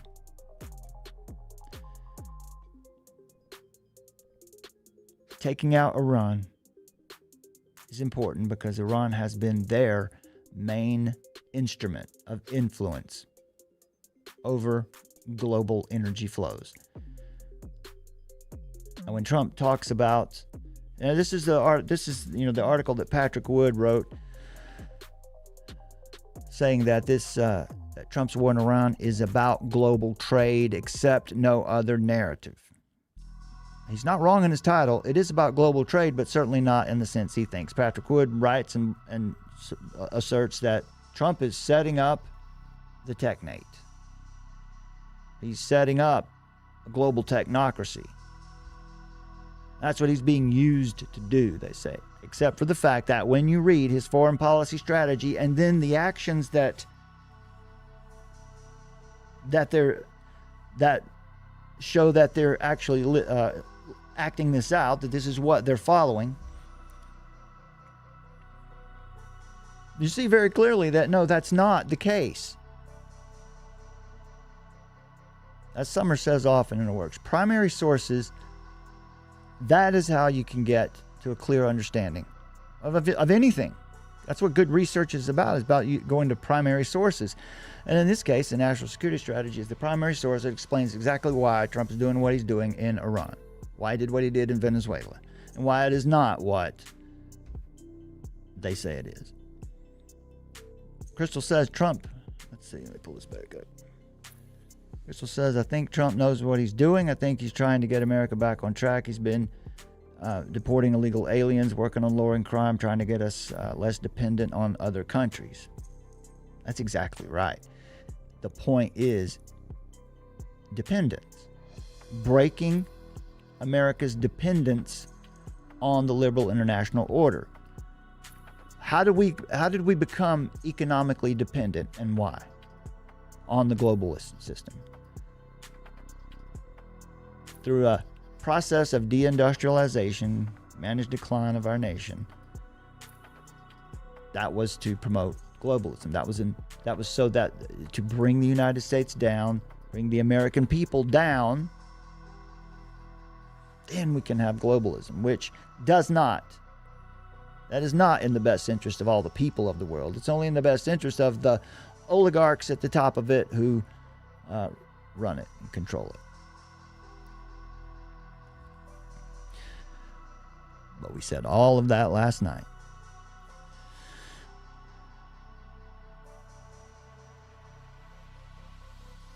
Crystal says, when you're fighting, you're in the middle of a war, you don't tell the world your plans. Our country doesn't seem to get that. People want all the details immediately. Coffee Black is with us in the chat. Good to see you. Thanks for joining us today on our viewer show. Our listener show. Show is all for you. We'll answer your questions, deal with what you would like for us to deal with. Our phones are open for just a little bit longer. See if we can get one in here today. Never fear. The calls will come. We did not even promote this video or this opportunity.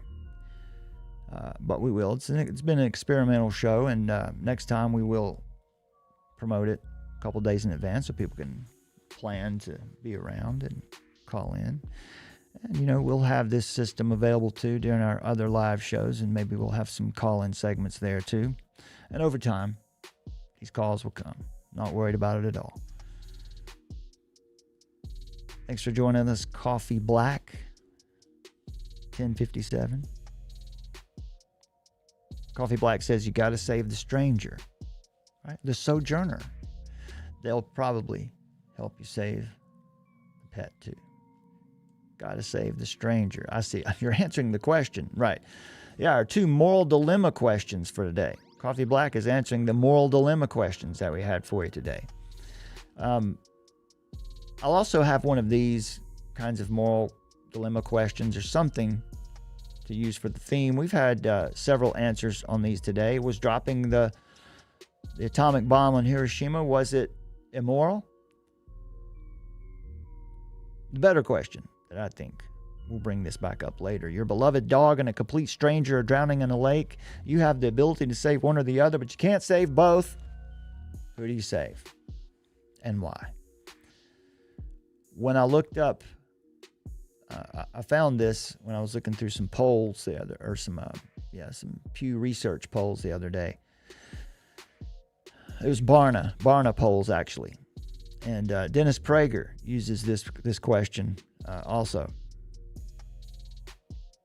to get a feel for what worldview people hold.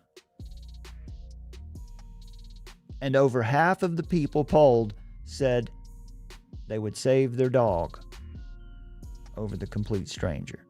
You can understand why people would say that. Because in our nation, we have departed so far from foundational truth, forgotten God. We've been demoralized, which was the purpose. We can also, in a future show, we can bring up the issue of the Israel's attack on the USS Liberty, since this topic of Israel and Zionism, and Israel controls the United States and controls Trump.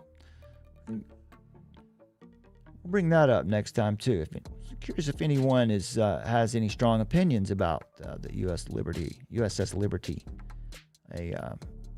Liberty was a surveillance vessel, surveillance ship off the waters near Israel when Israel was fighting who? Egypt? Other Arab nations in the region. And so the USS Liberty was there, and we were allies with Israel at the time, and the USS Liberty was close by, regionally, in the waters there. And the ship was equipped to pick up signals from everyone in the region. So they were hearing communications from both sides, communications from Israel and their enemy.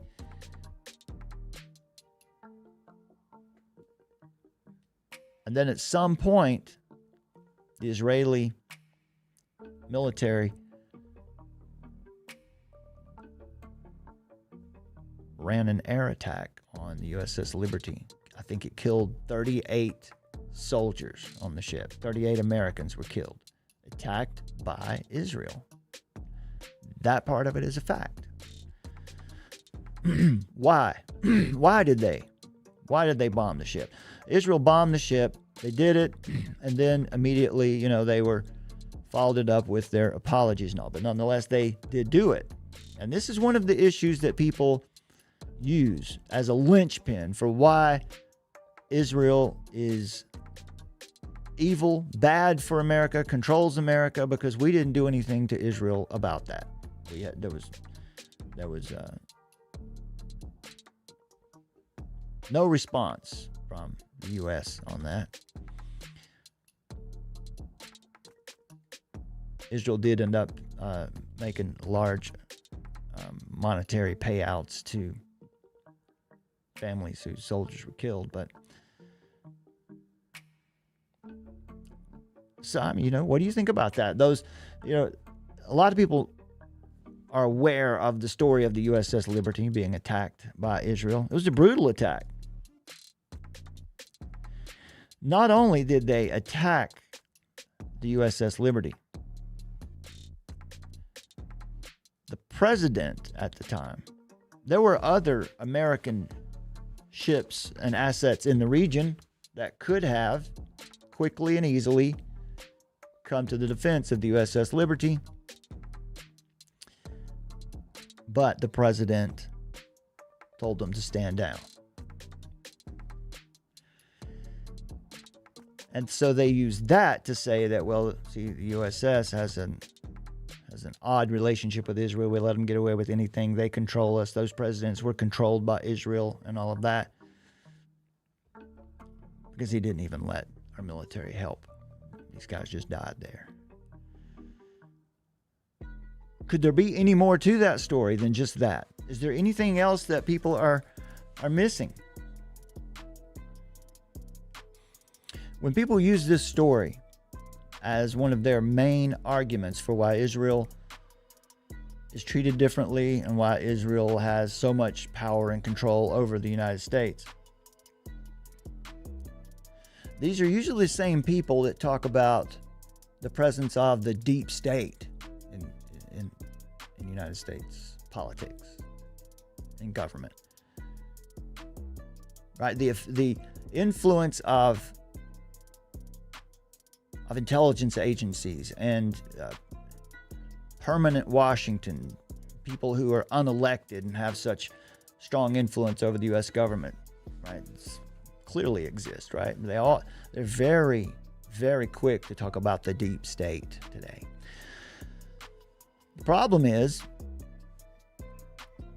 they seem to think nothing of these intelligence agencies being active at the time of the U.S. Liberty, the attack by Israel on the USS Liberty. Israel was in a war. Not with us, but with other nations in the region. And was there not a deep state then? Is it not possible that the USS Liberty, which again was a surveillance ship, which means it would have spooks on it, there would be most likely intelligence agents on it, certainly being back stateside, being communicated with. Is it possible that the USS Liberty was there because they were listening to both sides? They were giving information to Israel and giving information to their enemy? Because, we had strategic alliances with some of those other nations too. And when Israel became aware of that, they said, well, we got to stop that. And they went out there and bombed the ship. I don't know. It's not clear what happened there. The truth about this is still kind of unknown, but doesn't that seem like a very likely scenario that the deep state caused it? That Israel did what they did because they knew that our ship was out there sending information, intelligence to their enemy. I'm not saying that's what happened, but you never hear that perspective from those who use this to prove their case that Israel is certainly the bane of America's existence.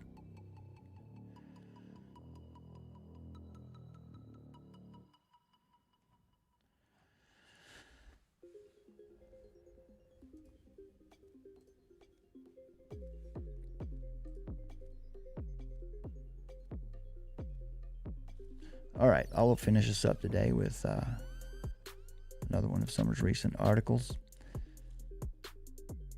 We still have a few more minutes. If you'd like to call in right here at the end of the show, you can. The phone number is in the chat. It's in the description as well. Phone line is open right now for a few more minutes if you'd like to be the first.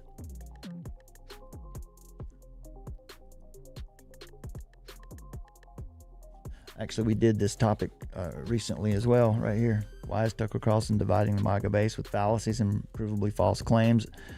Tucker was asserting that the Jews are a greater threat than Islam. That Israel is certainly a greater threat than Islam.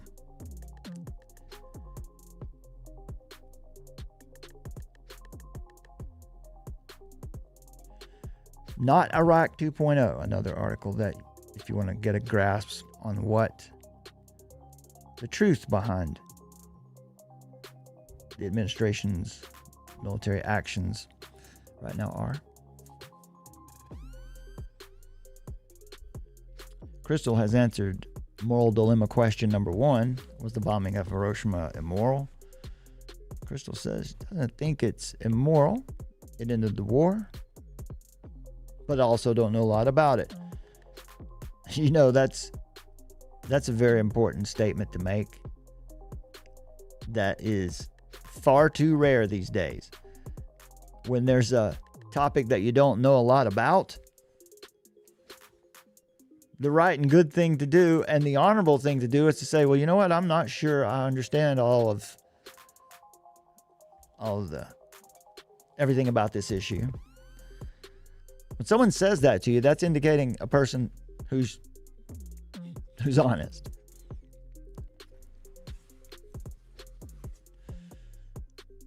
And Crystal also answers moral dilemma question number 2. She would save the person. That person is made in the image of God with a soul, a family, and a life. Human life is more important. There's the major point, right? We're not animals. We are not animals.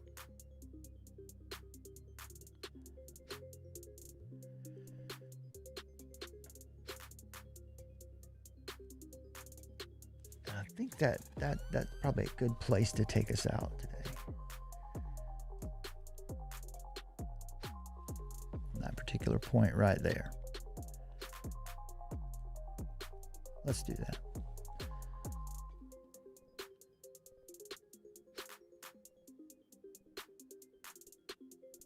The America you've never heard of.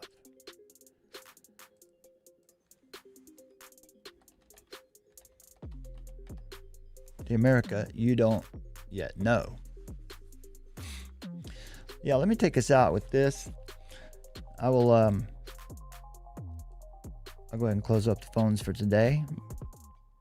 Now that we've got our experiment out of the way, we can run this. We know how to do it. We'll add this into our shows a little more regularly for you so we can have a little more interaction, a little more real-time interaction with you. The chat is still open if you want to. I'll put it right there. So I think this is a good place to finish it, especially considering the topic that I promoted on the thumbnail there.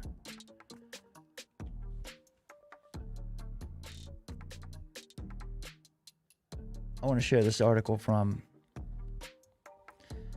Promethean Action from Charles Park, written in February of this year.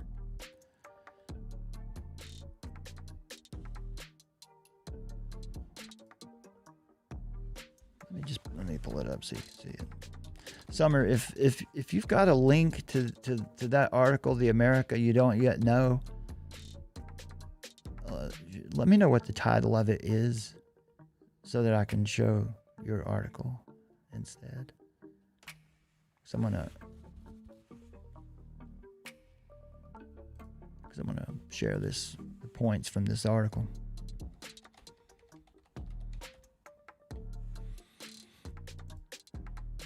I'll give it just a second before I just throw it up there in the chat.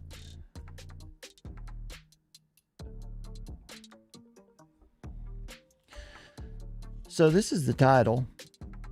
Yeah, let me know, Summer, if you've actually featured this article, and I'll pull your article up instead.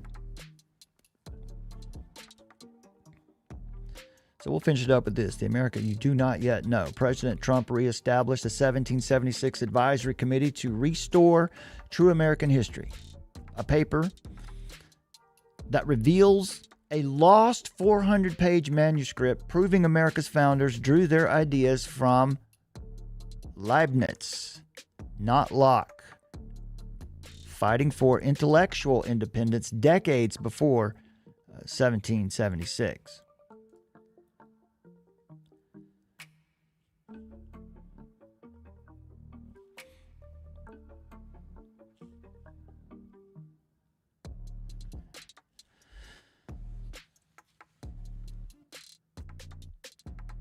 It's an untold story of America's fight for intellectual independence.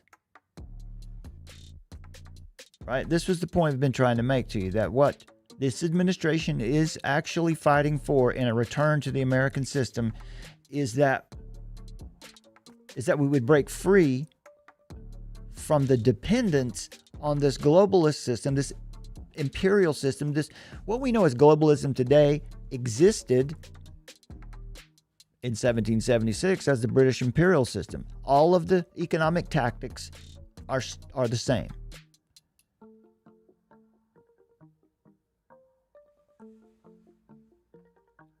Today's culture is permeated by a bestial concept of man. Hollywood's movies glorify the right of the individual to exact revenge against those power-hungry individuals who have wronged its heroes. Even music glorifies the victims of society raging against their oppressors. This is the view of Thomas Hobbes, British liberal philosopher. It was a view of society as a dog-eat-dog world. According to Hobbes, man is only capable of acting in his own self-interest. That is true in a sense, isn't it? Fallen creatures, self-interest is our natural urge. Tyranny is our natural urge. According to Hobbes, man is only capable of acting in his own self-interest. Therefore, an authoritarian government is the only way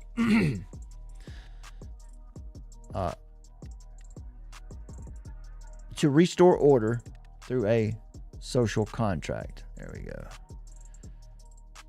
Summer's got the article for us now. Here we go. There we go.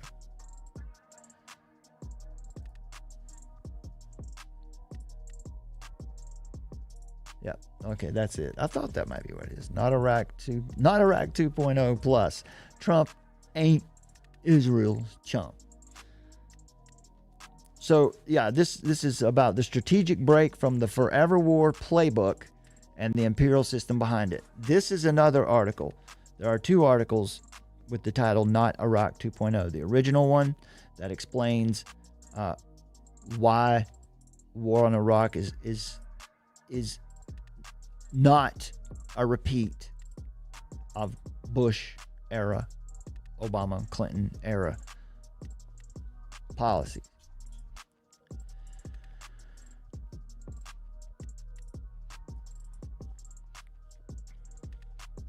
The American system versus the British imperial model. That's the real conflict unfolding right now. That's the real war of our time. Philip Valente's paper, The Anti-Newtonian Roots of the American Revolution, begins with, quote from the Declaration of Independence, "We hold these truths to be self-evident that all men are created equal, that they are endowed by their Creator with certain unalienable rights, that among these are life, liberty, and the pursuit of happiness." It's very important, this point right here. Because happiness, again, what they meant was the pursuit of virtue, because virtue, pursuing virtue, is what produces happiness, according to the view of the founders. All right, one of the most persistent and destructive historical myths is the claim that the American Revolution against Britain was inspired primarily by British liberal philosophy, right? That John Locke was really the major contributor. The original documents of U.S. history reveal something different. The United States government historically regarded the British monarchy as its principal geopolitical rival. Right? The British monarchy was, and in some sense still is, the principal geopolitical rival of the United States. And they showed us this in the Declaration of Independence.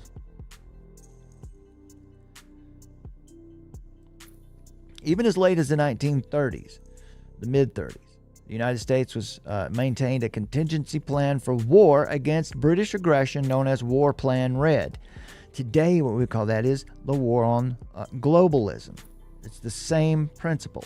Both American and British leaders understood that the 1776-1783 War for Independence was not merely a colonial rebellion, but was a result of a deep and irreconcilable conflict over fundamental political and moral principles.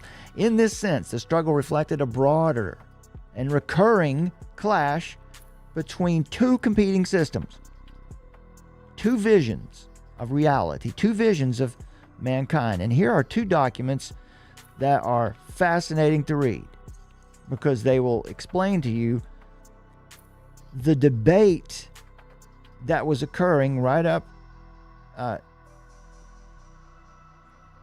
before the actual founding, before the debates that led to the creation of the Constitution. How are we, in our Constitution, how is our nation going to view its citizens, its people? Image bearers of God or animals like the rest? This is the same fight we're in today. And this is why we are so adamant about being on this topic. And if it sounds redundant, just understand it's because it's extremely important. The fundamentals of the debate on social media, why is Trump doing what he's doing? If you know what they're trying to return to, you know what this fight is really about today. From Alexander Hamilton to today, trade and U.S. economic strategy with Ambassador Jameson Greer. He gave this speech at Davos, announcing the return to the American system. All right, so what is that? Let's keep going. The historical conflict helped explain the deeper philosophical divide that has shaped the modern world. The American founding was not merely a dispute over taxes or colonial administration. It was a move against an imperial system of political and financial control. The founders, drawing from natural law and the belief that rights are endowed by the Creator, built a republic grounded in sovereignty, productive labor, and constitutional limits on power. That vision later became associated with the economic framework developed by Alexander Hamilton, known as the American system, which prioritized national industry and economic independence. In contrast, the British imperial model centered on financial dominance, global trade control, and the management of colonies and markets. Right? Colonies should not become sovereign nations. That is how the British imperial model gained its massive wealth and power. By controlling their colonies. Their goal was to rule the world, and it still is. Nothing's changed. Understanding this historical divide is essential for interpreting many of the geopolitical and economic conflicts that continue until this day. Sometimes people will ask us, but you're a Christian media organization, you're a ministry, why are you talking about politics and economics? This article that Summer has produced here, which is summarizing and explaining this position from the article I showed you a moment ago, that will tell you why it's important for Christians to pay attention to this. All right. This video is also linked in the article. You can get a short lecture from Charles Park, who I was just reading from, and Tony Pappert about this. Charles Park argues that America's true intellectual origins have been censored and traces a centuries-long fight between a British oligarchical worldview based in the philosophy of Thomas Hobbes, John Locke, Isaac Newton, and a Renaissance conception of man as imago viva Dei.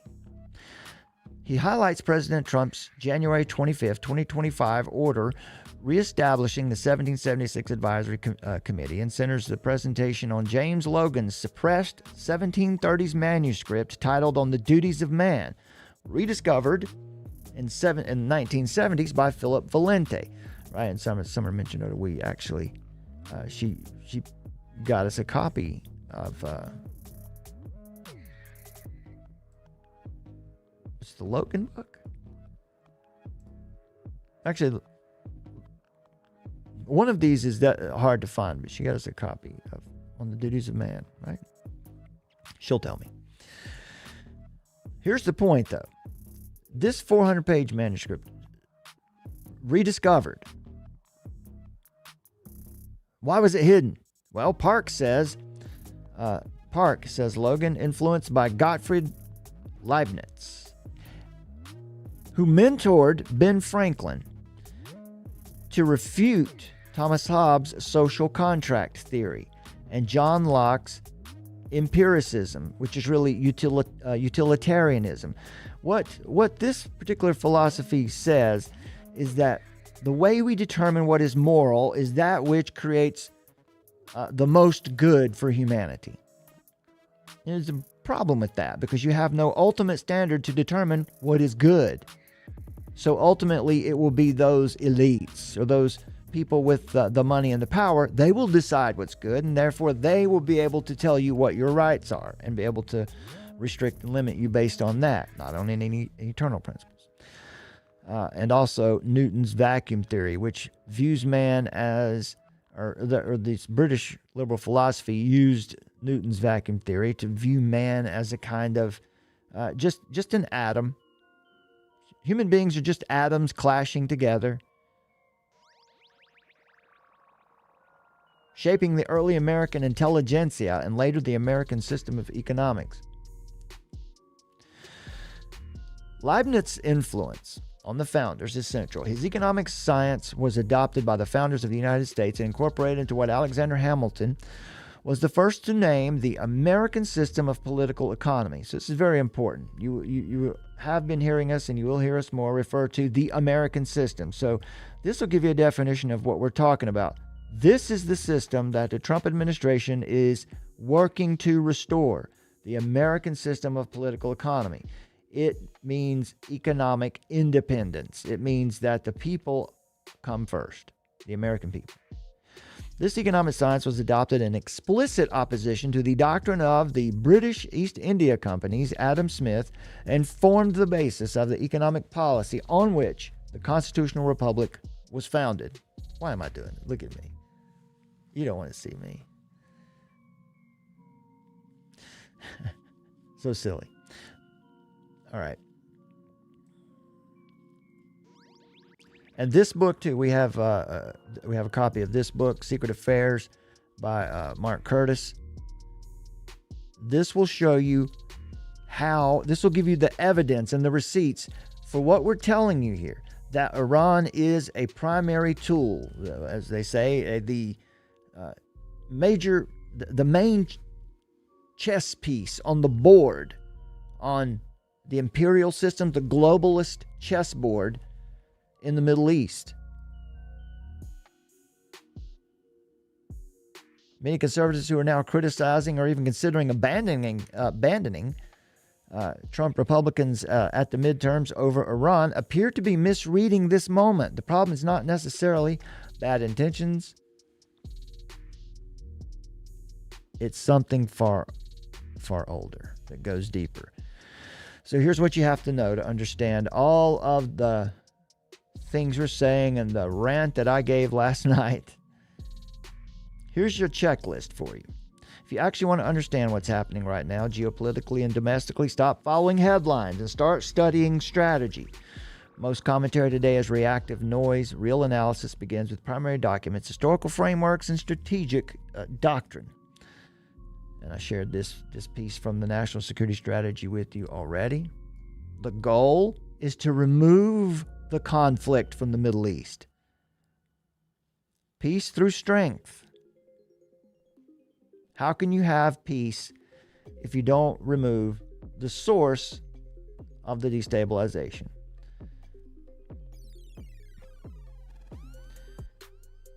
Gulf states have already committed $17 trillion, I think it's 18 now, in investments to the American economy. All right, so here's the short list for what you need to know to understand this, and we'll finish it up with this. You have to understand what are those primary documents that help you understand what's really happening right now. Read the policy framework. The National Security Strategy, linked for you right here. It's only 30 pages, not very long. It's easy read. It's not written in political jargon.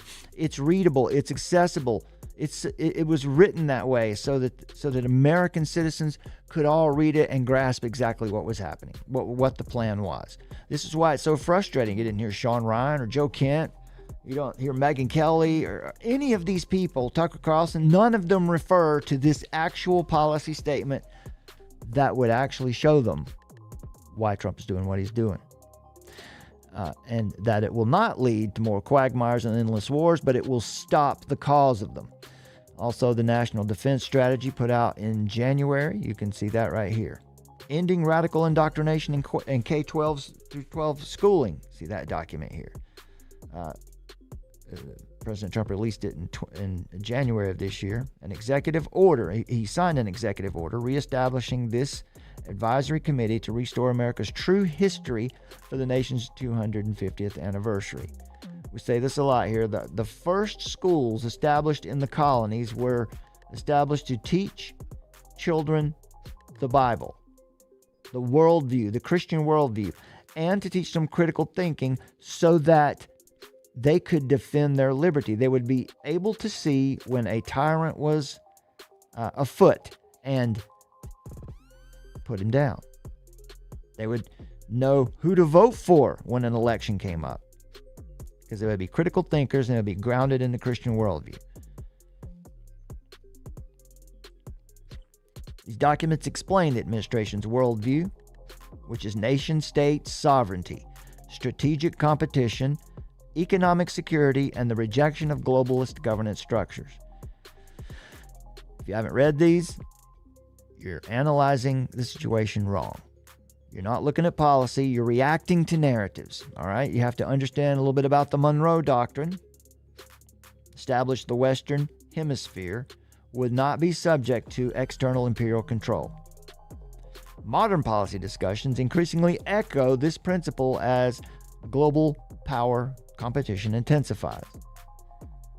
This is so the Monroe Doctrine the Monroe Doctrine, a return to that, explains why Trump did what he did in Venezuela. Understanding this doctrine helps explain why the Western Hemisphere is once again being treated as a strategic sphere of security and economic influence. This is not a technocratic technate or a North American Union. Instead, it signals a break from the Davos-aligned, City of London-centered model of global governance commonly described as the international rules-based order behind the Great Reset. These are the foundations of everything old Klaus Schwab was fighting for and what European Union and, well, the New World Order, friends. And all of this American system of economics has been hidden from most of us. If you weren't at some elite institution, I didn't teach it there either, but they might have taught it, but they may have taught it in a different way. This has been hidden from the American people until Trump came in for his second term. And I wasn't aware of this initially, but we were following the evidence and trying to get to the truth. This system of economics and moral reality upon which the founders built our republic, it has been subverted by globalist and British influence until now. There is reason for hope, my friends. Third, you have to study the American system of economics. Right? It prioritizes national industry. Remember the fundamental principle we've explained to you. Manufacturing nations, industrialized nations will always be stronger and prevail over nations that just supply raw materials or don't have industry. America became great through industrialization. That made us economically dependent. Tariffs. Tariffs were an important part of the American system because it leveled the play field. This is the opposite of so-called free trade. You know, putting taxes on goods that would be imported into your country so that a nation cannot just flood your market with cheap goods, run the prices down, and then dominate your nation. Historically, this model stood in direct opposition to the British free trade financial system, which has been at the core of it today and for the past nearly century. Fabian Marxist globalist system that we have been stuck in until the Trump administration took office last January. And what they are doing is prioritizing that system, the Fabian globalist system, prioritize global finance over national production. Simple terms. The American system builds things and upholds national sovereignty. It looks at mankind not as a beast, but as an image bearer of God who has a command to take dominion over the earth, subdue the earth, mine the earth, pull the raw materials out of the earth and build things, manufacture things, create your own dependence so that you don't have to depend on other nations. The British financial system gained its power and wealth controlling trade and finance under an imperial Great Reset totalitarian system. And back then it was also known as the Great Game. So even the language is similar.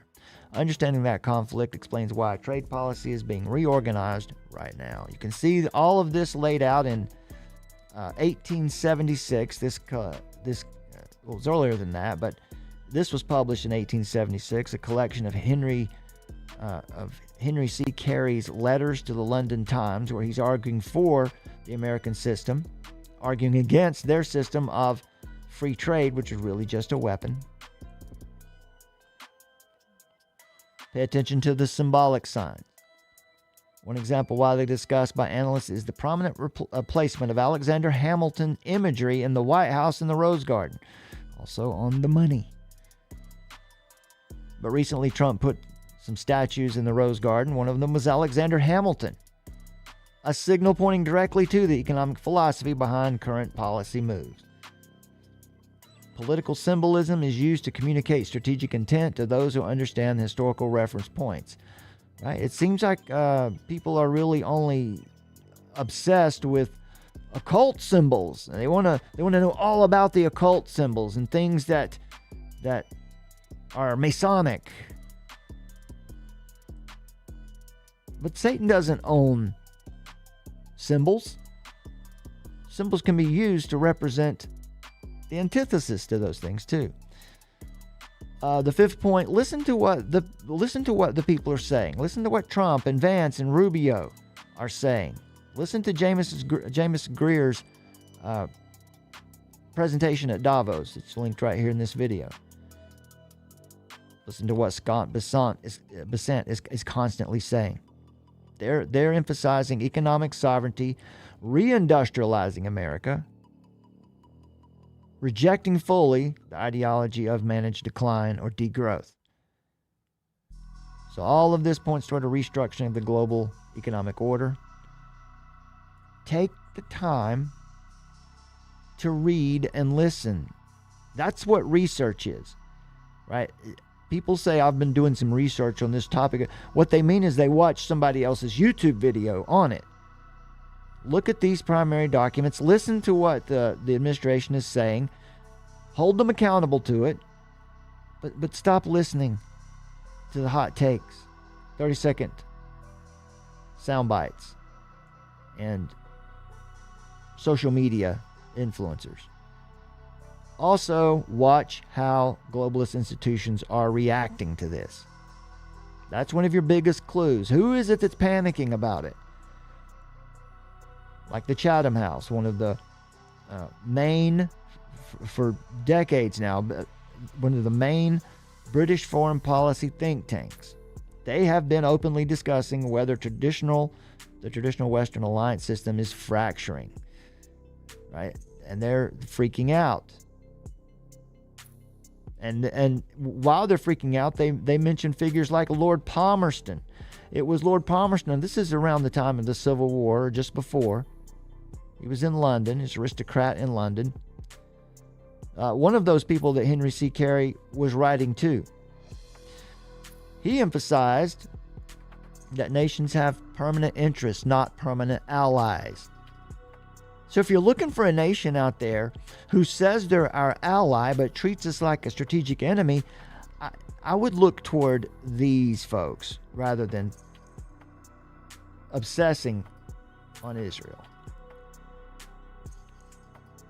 Seventh, understand the real strategic break. The deeper conflict today is not left versus right. It is two competing systems. The globalist system, which I've explained it already a few times. Top down. The globalist system, the British imperial system.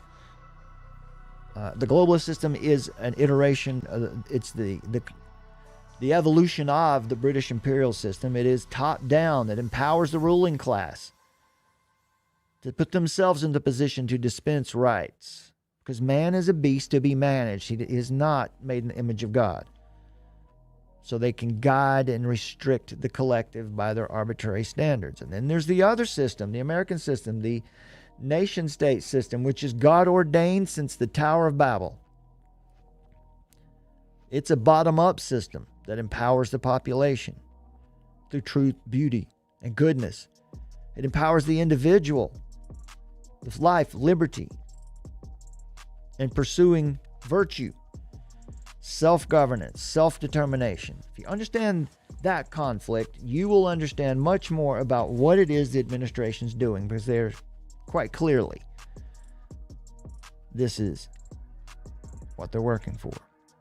It doesn't mean they're perfect, but it does mean that the system they are trying to establish or return to is the right one.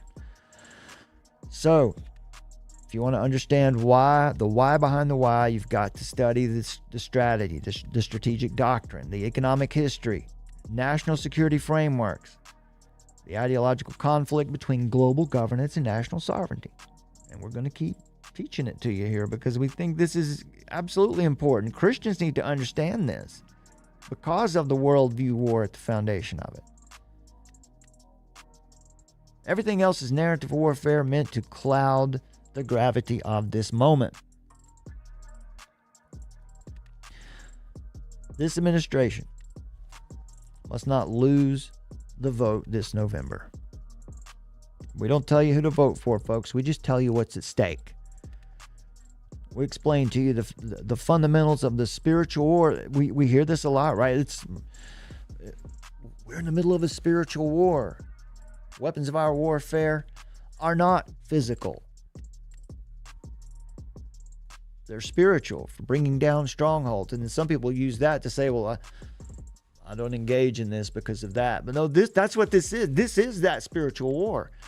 We need to understand this so that we understand what kind of spiritual war we're in. How do you fight this spiritual war? Prayer? Yes, of course, prayer.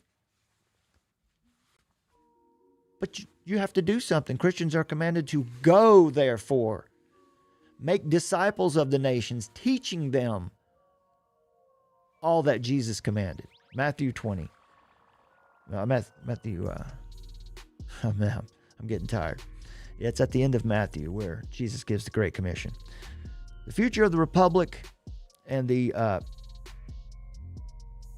preservation of sovereign nations against the Great Reset system, the globalist system, depend on us. Yeah, we have to get this right.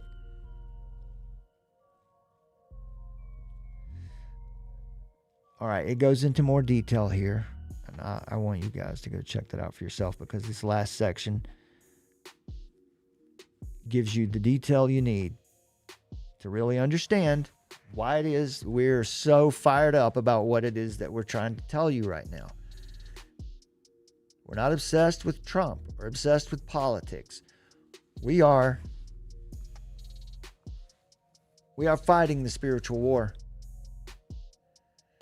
It's an information war. And when you fight against lies with eternal truth, that's how you fight a spiritual war. That is what is meant by our weapons are not physical.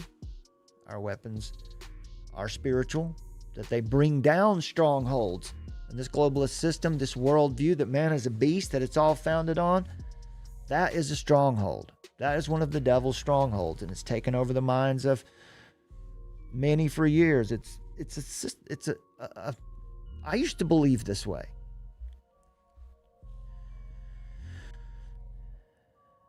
I'm not the man that I ought to be. But praise God, I'm not the man that I used to be. And this is why we say what we say. This is why we feel like it's so important right now. And I think I've droned on for far long enough. Thank you for joining us today, folks. Dale Griff, thanks for hanging in there with us today. Jay Schropp, that's who it is. I see. Jay Schropp. Thanks for being with us. Crystal, thanks for being there with us today. Of course. Coffee Black was with us earlier.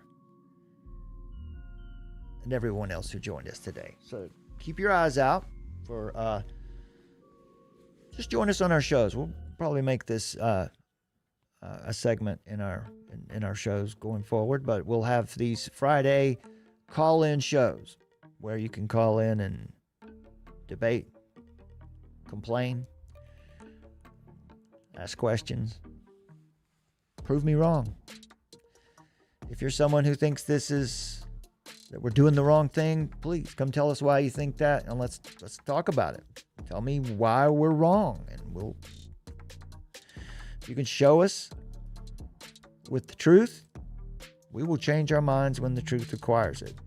So far, that hasn't happened on this point. All right, my friends.